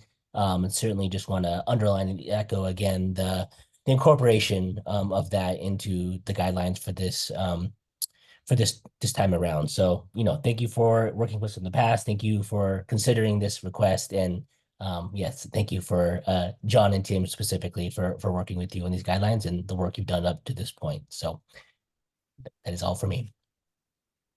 Thank you. Appreciate. Thank you. Appreciate you weighing in. We now have 3 in person. And forgive me, Aaron, I misread your name, Aaron Hoyt with the Nevada County Transportation Commission, who will be followed by Jose Luis Casenas, who will be followed by Ivan Garcia. Welcome, Aaron. Thank you, Chair Gardino. And I'll make sure next time I print a little more clearly on there. So I'm sure that was my fault, not yours. So Aaron Hoyt, Executive Deputy Director for the Nevada County Transportation Commission. And I wanted to start off by thanking your staff. As always, they facilitated an open and collaborative process with us throughout the entirety of the update. Staff also presented, as I mentioned, the various workshops, but they are also open to opportunity to present to the North State Super Region, which they did present to. That represents 16 of the northern rural counties in Northern California, and the members are all very appreciative to have kind of a one-on-one conversation with them. From Nevada County Transportation Commission standpoint, we support the guidelines as written and appreciate all the efforts going into that. And as I mentioned earlier in my remarks, the SHOP program provides really a critical partnering opportunity with the state where we can bring our limited STIP dollars or limited ITIP dollars and, make a project happen, or we can fund earlier stages of the project. So it's critical for that. And we were really pleased to see that there's continuing to maintain the eligibility for auxiliary lanes and shoulder improvements. And I think those are important to think about when you think about the narrow roadways, lane departures that happen often on these 2-lane windy rural roads. They are a very important tool in our toolbox, and we like to maintain that flexibility.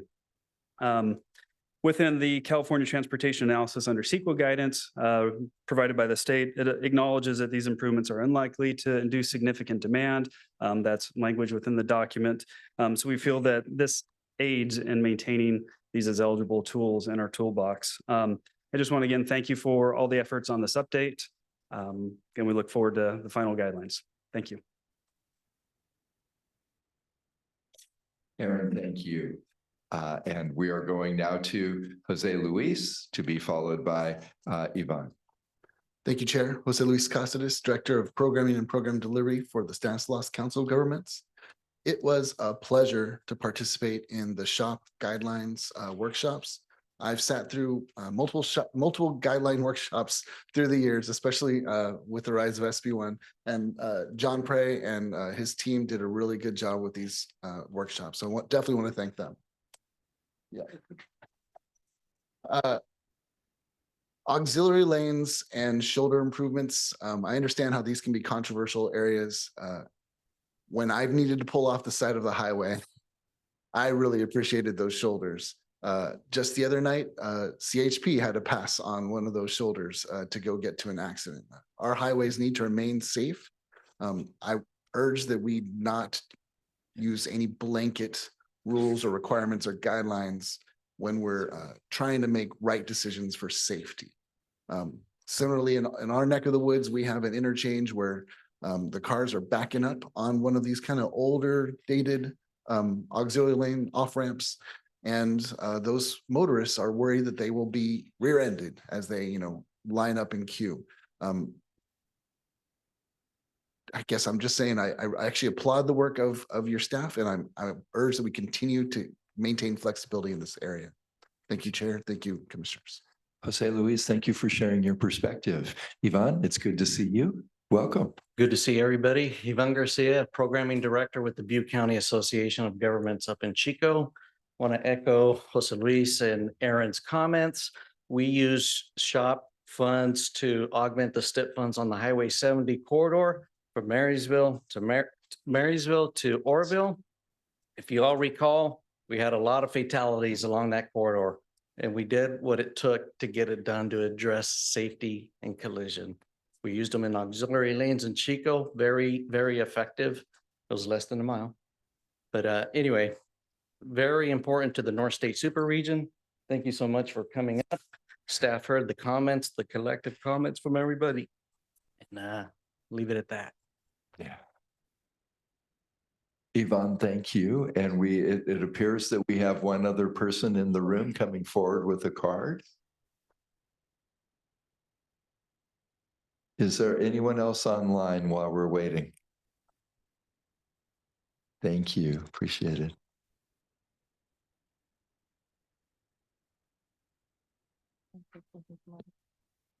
You're leaving us in suspense. It's not for this. You were just toying with us. Okay. Good stuff. If there's no one else online or in the room, we're going to close off the public testimony portion and bring it to the dais for questions or comments from our ex officio members or commissioners.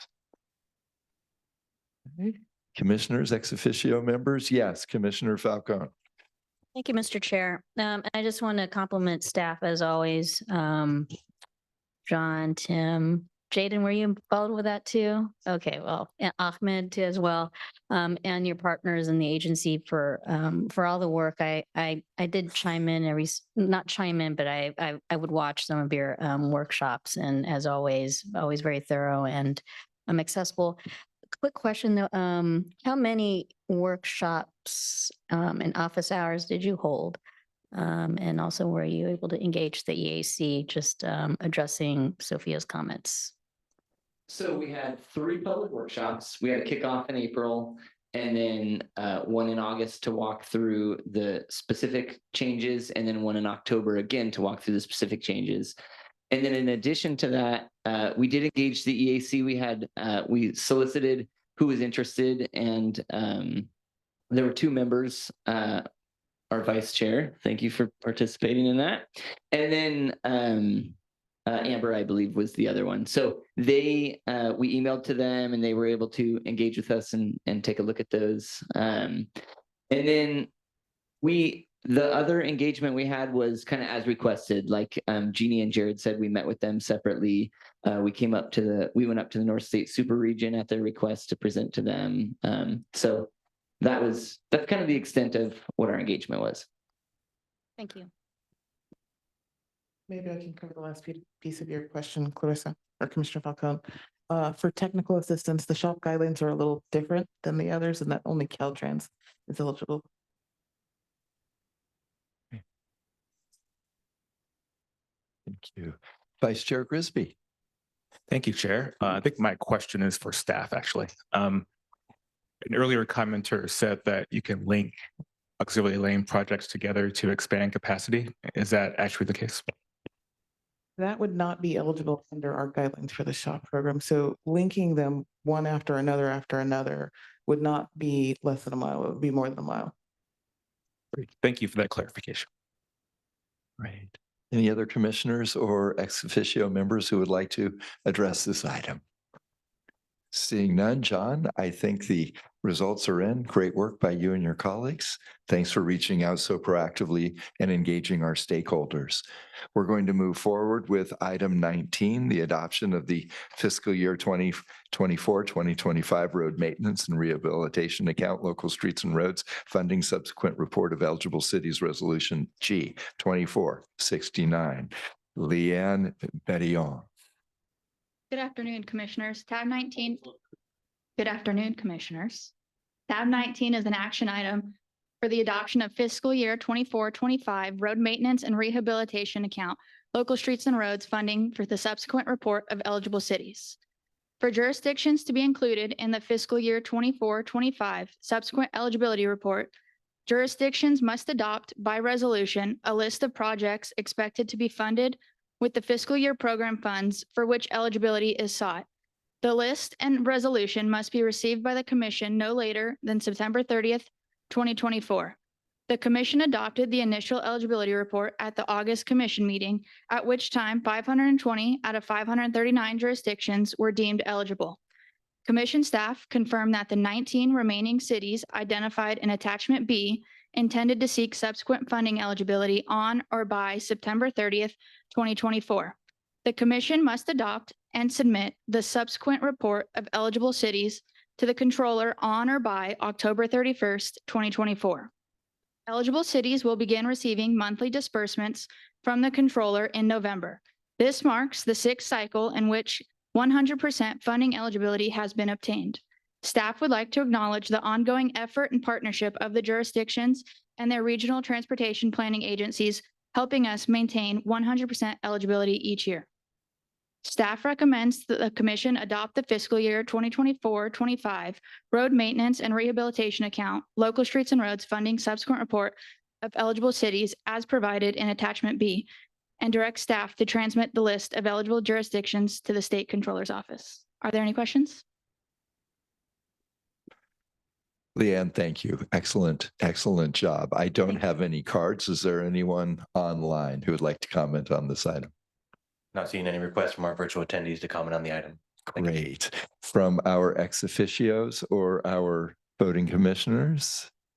Comments, questions? Seeing none, Leanne, great job. Thank you. We're going to go, this is an action item. So Second. Commissioner Bradshaw made the motion. I think that, oh, thank you. Commissioner Tiffany made the second.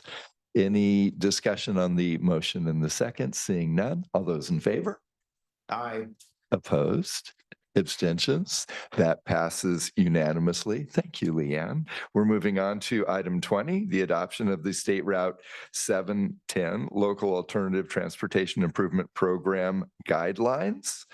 Rebecca Light. Oh, there you are. Hi, Rebecca. Oh. Doesn't fit quite easily. Okay. Tab 20 is an action item to adopt the State Route 710 Local Alternative Transportation Improvement Program Guidelines. The draft guidelines were presented at the August Commission meeting. Staff did not receive comments for suggested changes to the guidelines. State legislation requires the California Department of Transportation to deposit the proceeds from the sale of State Route 710 surplus properties, less the property repair costs, into the SR 710 rehabilitation account.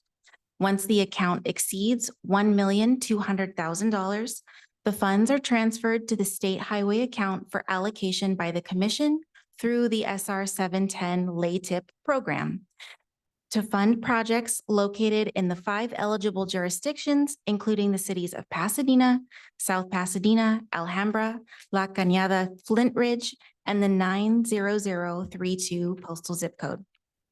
These guidelines were developed in partnership with the 5 eligible jurisdictions to establish the process for programming and allocating these SR 710 LATIP funds. The 5 jurisdictions, supported by the Los Angeles County Metropolitan Transportation Authority, or LA Metro, will meet annually, determine amongst themselves the best method for distributing the funding, and nominate projects according to their agreed-upon funding distribution. A summary of community engagement and stakeholder support will accompany nominated projects. As funding becomes available, the projects in order of priority will be presented by LA Metro to the Commission for a consideration of allocation. Staff recommends your approval of tab 20. Rebecca, please don't go away. Thank you for your report. I do not have any cards in hand. Is there anyone online? Not seeing anyone online indicating they want to comment on the item. Great, then we're closing the public portion and we're bringing it to the dais, both for our ex officio state legislators as well as commissioners. Comments, questions, and a reminder, this is an action item. We can always start with a motion. Oh, yes, Commissioner Elliott. Question for you, I see the $1.2 million, once the fund exceeds that, what's your expectation for order of magnitude for how much money would end up in this fund once the properties are all sold? I will take a stab at that. Tanisha, feel free to jump in. However, because the properties are in need of repair and the properties must be sold at affordable rates, it is not anticipated for the account to have a lot of funding because the properties must be repaired before any proceeds are then deposited into the account. And as I understand it, the sale price is also dependent on the AMI of the family that. This is correct. Right. So it's not going to be much, is the. We're talking maybe a couple of $1 million. The last couple of homes we sold has been 100,000 or less. Okay, and I'm aware of the fact that this was considered at a meeting before I was appointed, so I'm not looking to, but just for my own edification, I understand from your presentation that there will be a summary of community feedback on individual projects when those are presented for approval, which is great. Could you talk to us a little bit about whether there was community outreach and citizen engagement on the design of this itself? And perhaps this was covered at the last meeting. If it was, I apologize, and I'll go back and read the minutes. But if it wasn't covered, I'd love to understand how, because that community that has been so impacted, that has spoken up so loudly, I just wonder how they feel about the use of these sale proceeds per the Portantino bill. In terms of what the proceeds will be used for? Exactly. That's right. I am not aware the commission helped design the guidelines, but the jurisdictions in LA Metro have been involved in actually meeting. And so I do not have currently a summary. I can definitely provide that to you in the very near future. Yeah, I'd appreciate it, just for my own edification. Thank you. So moved. We now have a motion by Vice Chair Grisby. Is there a second? Second by Commissioner Bradshaw. Is there further discussion? All those in favor, say aye. Aye. Opposed? Abstentions? Seeing none, that passes unanimously. Thank you, Rebecca. Thank you. We're moving on to item 21, which is also an action item, Advanced 2024 Trade Corridor Enhancement Program, adoption for the Coastal Rail Infrastructure Resiliency Project in Orange County. Beverly Newman Burkhardt. Beverly, welcome. There you are. Commissioners, tab 21 is an action item to approve advanced programming of $80 million from the 2024 Trade Corridor Enhancement Program for the Coastal Rail Infrastructure Resiliency Project in Orange County. The Coastal Rail Infrastructure Resiliency Project proposes track protection activities in 4 locations along a 7-mile segment of the Los Angeles, San Diego, San Luis Obispo Rail Corridor, which is also known as the Losan Rail Corridor. Since 2021, this segment of the Losan Rail Corridor has experienced recurring emergency closures and freight service disruptions caused by climate-related slope erosion, storm surges, sea level rise, and landslides. These service disruptions have negatively impacted freight velocity and reliability, forcing freight trains to operate at 10 miles per hour instead of the usual 50 miles per hour. And freight trains are also further delayed by ongoing track safety inspections.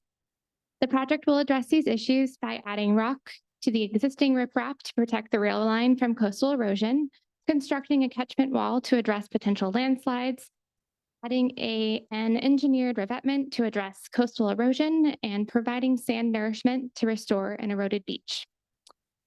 The Trade Corridor Enhancement Program guidelines stipulate that if an applicant has the opportunity to use state Trade Corridor Enhancement Program funding to secure federal discretionary funds, the Commission may choose to award funds to the project in advance of the regular programming process. The project must submit a Trade Corridor Enhancement Program application, be an eligible Trade Corridor Enhancement Program project, and demonstrate a significant freight benefit. In addition, the guidelines state the intent of the Trade Corridor Enhancement Program to work in alignment with other state and federal funding programs to support projects that achieve multiple objectives. If the advanced programming request, if this advanced programming request is approved by the Commission, the Orange County Transportation Authority will use the Trade Corridor Enhancement Program funds as leverage for a total combined request of $278 million to the Federal Discretionary National Infrastructure Project Assistance Program, which is also known as MEGA, the Infrastructure for Rebuilding America Program, which is also known as INFRA, and the Consolidated Rail Infrastructure and Safety Improvements Program, which is also known as CRISI. Staff reviewed the application for the Coastal Rail Infrastructure Resiliency Project and ranked it medium high. In prior Trade Corridor Enhancement Program cycles, the Commission's adopted program of projects has included all projects ranked medium high. A ranking of medium high generally means that the project increases freight throughput, increases freight velocity, and improves freight service reliability, while also reducing emissions, improving safety, and providing considerable economic benefit. The Coastal Rail Infrastructure Resiliency Project will provide significant freight benefits by improving freight train velocity and reliability, while also improving travel times, reducing emissions, enhancing safety, and allowing for the future growth of freight rail in the region, leading to less reliance on trucks for carrying goods. The project will eliminate service disruptions and closures and will address safety concerns related to landslides and track movement. In addition to moving over $1 billion in freight each year, that would be a lot. This segment of the Losan Corridor is designated as a part of the Strategic Rail Corridor Network by the Department of Defense due to its connectivity to military bases and major ports. If the climate-related issues are left unaddressed, the rail line could experience catastrophic failure, further jeopardizing goods movement and national security. The Orange County Transportation Authority conducted extensive community engagement on the project, including 8 listening sessions and 9 focus group meetings with local, regional, state, and federal agencies, community-based organizations, environmental advocacy organizations, and community members. The project has widespread support in the Southern California Association of Governments region, as shown in the comment letters included in Attachment C. And then just as a note, we received a letter of support for this project from Congresswoman Katie Porter yesterday. Unfortunately, it was too late for us to post a letter, but there are printouts available. I think you all have one. And we will also post that letter after the meeting. So as another note, the Advanced 2024 Trade Corridor Enhancement Program funds are contingent on the Orange County Transportation Authority's ability to obtain sufficient federal discretionary funds. If they are unsuccessful in obtaining sufficient federal discretionary funds, the Trade Corridor Enhancement Program funds will be returned to the Los Angeles Inland Empire Regional Corridor funding target, and the Orange County Transportation Authority will be required to compete through the regular 2024 Trade Corridor Enhancement Program application process. The Coastal Rail Infrastructure Resiliency Project meets all eligibility requirements for the Trade Corridor Enhancement Program and the specific requirements for advanced programming. Additionally, the project will provide significant freight benefits. Therefore, staff recommends approval of advanced programming of $80 million from the 2024 Trade Corridor Enhancement Program. And I'm happy to answer any questions. Beverly, thank you. I do not have any cards. Is there anyone online to address this item? Not seeing anyone online at this time looking to comment on the item. Great, thank you. We'll close the public comment portion then and bring it to the dais. Would either Senator Cortese or Assembly Member Wilson like to address anything on this item? And commissioners, Commissioner Falcone is leaning in. Yeah, just to make a motion if it's appropriate. It's very Okay, appropriate. making a motion to support. There's a motion to support by Commissioner Falcone, a second by past Chair Eager. Any further discussion on the dais? Seeing none, all those in favor? Opposed? Abstentions? That passes unanimously. Thank you, Beverly. Emma, welcome. Hello. We're going to item 2022 on active transportation program guidelines. Good afternoon, Commissioners. Tab 22 is an action item. Additional meeting materials were sent out last Friday, and this is to amend the 2025 Active Transportation Program Regional Guidelines for the Sacramento Area Council of Governments and to approve delegating authority to Commission's Executive Director to approve the amended 2025 Active Transportation Regional Guidelines for Santa Barbara County, for the Santa Barbara County Association of Governments. If you recall, last meeting, the Commission amended the 2025 ATP state guidelines to add provisions that will help us manage the $400 million funding reduction. These amendments included allowing MPOs to make amendments to their adopted 2025 ATP regional guidelines in order for them to better manage this cycle's funding reduction. Two MPOs, SACOG and SBCAG, who have requested that we adopt amended regional guidelines. SACOG is requesting to amend their guidelines to add a maximum project request size of $2 million for infrastructure projects, a restriction of one application per agency to the regional MPO call for projects, and to extend the deadline for applications from August 30th, 2024 to September 30th, 2024. SBCAG is requesting the following amendments to their guidelines. The changes include revisions to major milestone dates for the development and adoption of the regional call for projects, a funding split of resources between the North and South County based on population share, and to add criteria to determine which projects will be funded if two or more project applications receive the same score at the same funding cutoff score. SBCAG is also requesting approval to borrow Regional Active Transportation Program funding resources from the Kern Council of Governments in the amount of $1,692,000 and the Tahoe Regional Planning Agency in the amount of $270,000, as allowed under the amended state 2025 active transportation program guidelines. These funds will be paid back in full to KCOG and Tahoe Regional Planning Agency in the next cycle of funding. Because SBCAG's Board of Directors will be adopting their amended regional guidelines on October 24th, 2024, this item is requesting Commission's approval to delegate authority to approve SBCAG's amended regional guidelines after they have been approved by their board. And staff is recommending that we adopt the guideline amendments. Emma, thank you. And this is your first time presenting before the commission. And Yes, it welcome. is. Thank you. Thank you. Let's start. I do not have any cards on item 22. Do we have anyone online? Not seeing anyone online looking to comment on the item. Thank you. Great. Then we're going to close the public comment period and bring it back to the dais. And again, this is an action item. Why don't we start to see if there's a motion? I'll make a motion. Commissioner Tiffany moves approval. There's a second by past Chair Eager. Discussion. Seeing none. All those in favor? Aye. Aye. Opposed? Abstentions? Emma, you're batting 1,000 before the commission. Well Thank done. you, commissioners. Thank you very much. And we're going to go to 23, which is an information item on fiscal year 2023 and 2024 Senate Bill 1 semi-annual report. Matthew and Angel. Thank you, Chair Gordino, and good afternoon, commissioners. Tab 23 is an information item to present the Senate Bill 1 semi-annual progress report for the period from January 1st, 2024 through June 30th, 2024.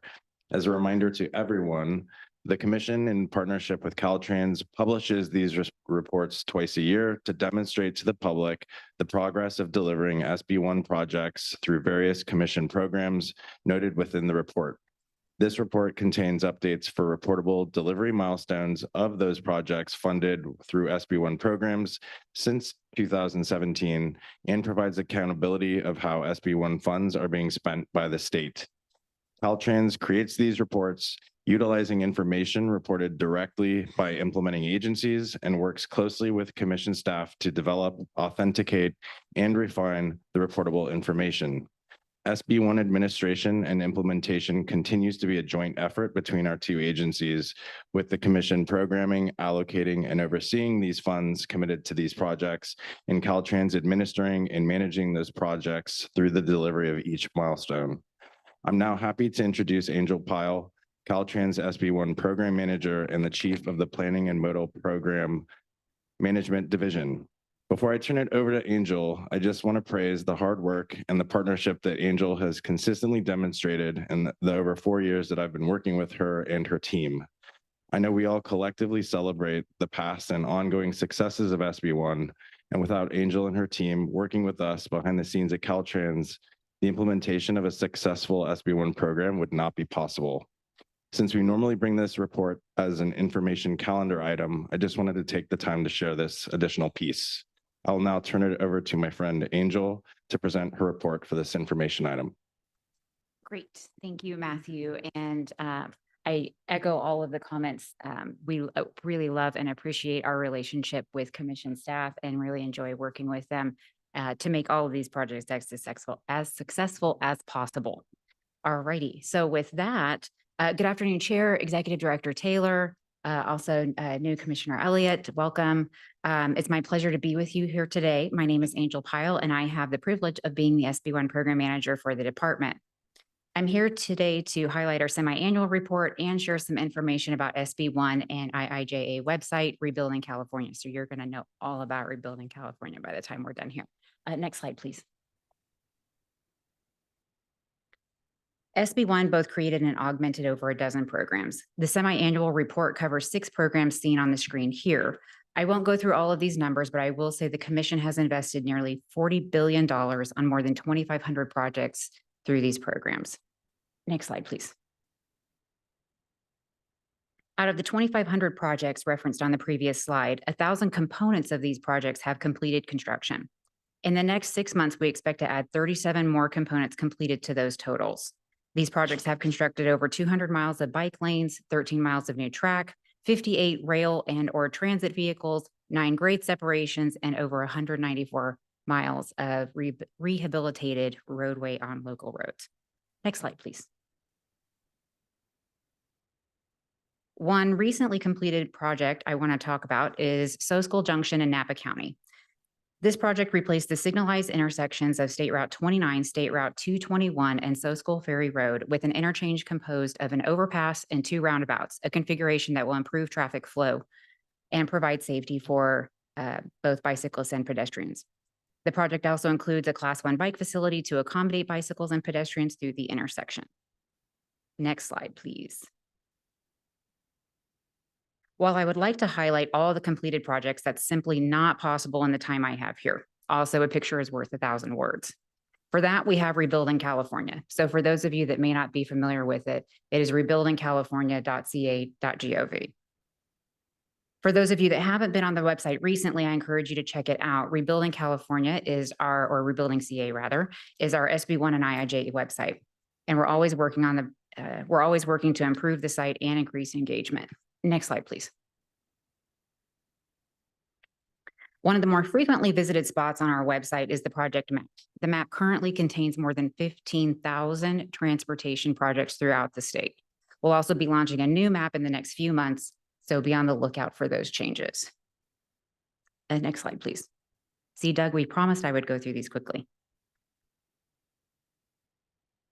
All right, a more recent addition to our website that's garnering a lot of attention, and it's one of my favorite features on the website, not that I'm biased at all, is our new flip book. This allows the user to flip through project summaries and pictures of recently completed projects. It's just like a magazine, essentially. Next slide, please. We also have spotlight features on the front page that are consistently updated with robust summaries on the project. Our website has also recently incorporated other features to make content easier to find. Next slide, please. Part of our mission is to tell the SB1 story. Using Rebuilding California, we're able to tell the SB1 story through pictures. I'd also like to take a moment here to thank our internal and external partners for all they do to help us collect these pictures. It's no small feat. There's a lot behind this, and we're dedicated to demonstrating the success of these project investments. Next slide, please. Efficiencies are also part of SB1, from using materials more effectively to extend the life of our assets and deliberate efforts to save money, no matter what amount, no matter how small. This will be a feature on the Rebuilding site in months to come. So this is a bit of a sneak peek for you, and that'll be available probably early in the next calendar year. Next slide, please. We also have summarized dashboards of investments on the website. Next slide, please. And more dashboards showing progress on key objectives. We can go one more slide, please. All right, and then one more after that. So lastly, we also have resource areas to walk visitors through the vastness of the SB1 programs. As I started out this presentation, I reiterated that SB1 both created and augmented over a dozen programs. So we like to walk people through those programs on the website so that people can become more familiar with those. So next slide, please. And that is the last slide. So with that, it's been my pleasure to share this with you. I'd like to extend a huge thanks to my Rebuilding California team and SB1 teams, as well as the commission, who makes all of this possible. So thank you for your time, and I am happy to take any questions you may have. I know I'm standing between you and dinner, so. No, there's a few other items first, so you are Okay. just fine. Okay, very good. Then I'm not standing between you and dinner, so I don't feel as bad. Great. But let's, I don't have any cards. Is there anyone online? Not seeing any requests at this time. Great. Anyone on our two dioceses? Yes, Commissioner Tiffany. Well, first of all, I just want to say that excellent report, and I think the communication piece is fabulous. I also wanted to compliment Matthew for his ability to stay concentrated on his presentation while the Dodger game is on. But I know he's feeling pretty confident, up 2-1.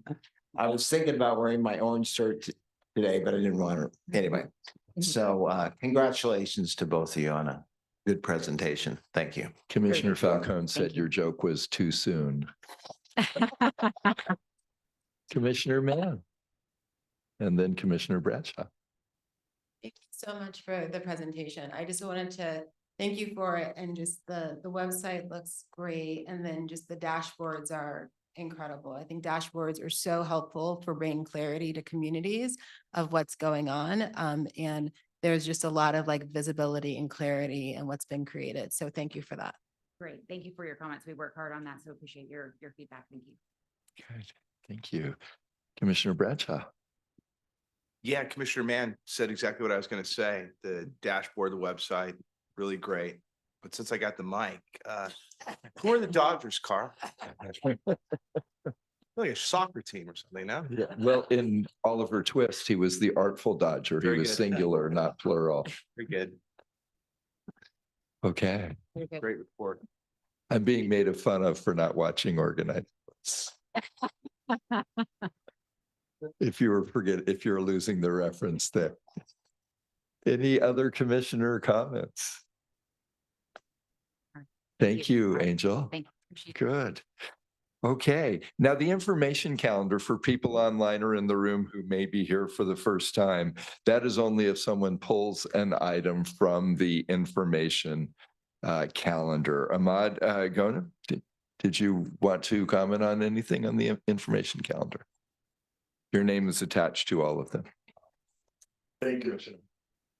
Tab 24 to 41 are information items that have been reviewed and found to have no issues raised by commission staff. Therefore, individual items will not be presented unless specifically requested by Commissioner. If there are no questions, that will conclude the presentation of the information calendar. Talking about efficient.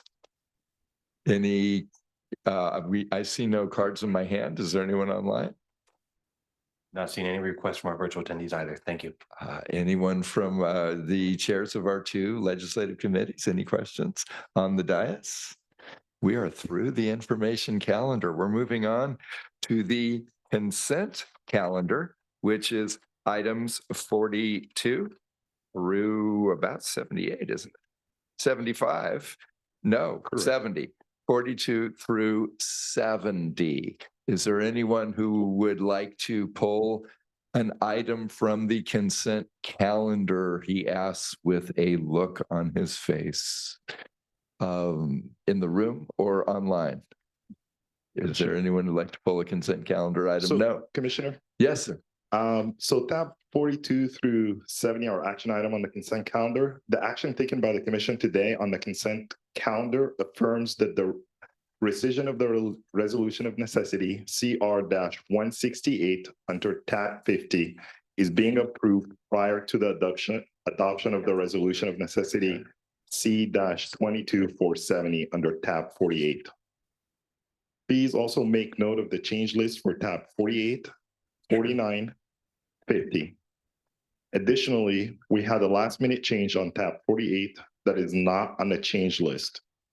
Commission Resolution C-22479 under tab 48 was withdrawn today prior to the CTC meeting. Staff recommends approval of tab 42 through 70. Great.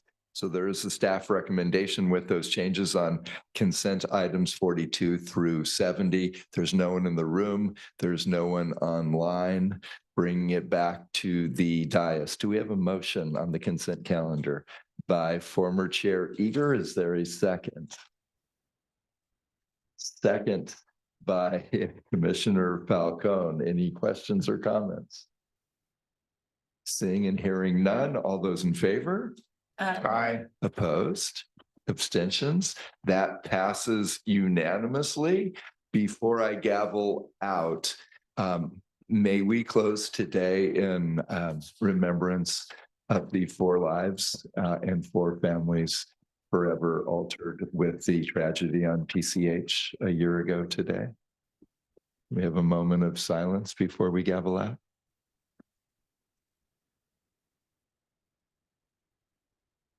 And our work here is to help make the situation better rather than to be bitter.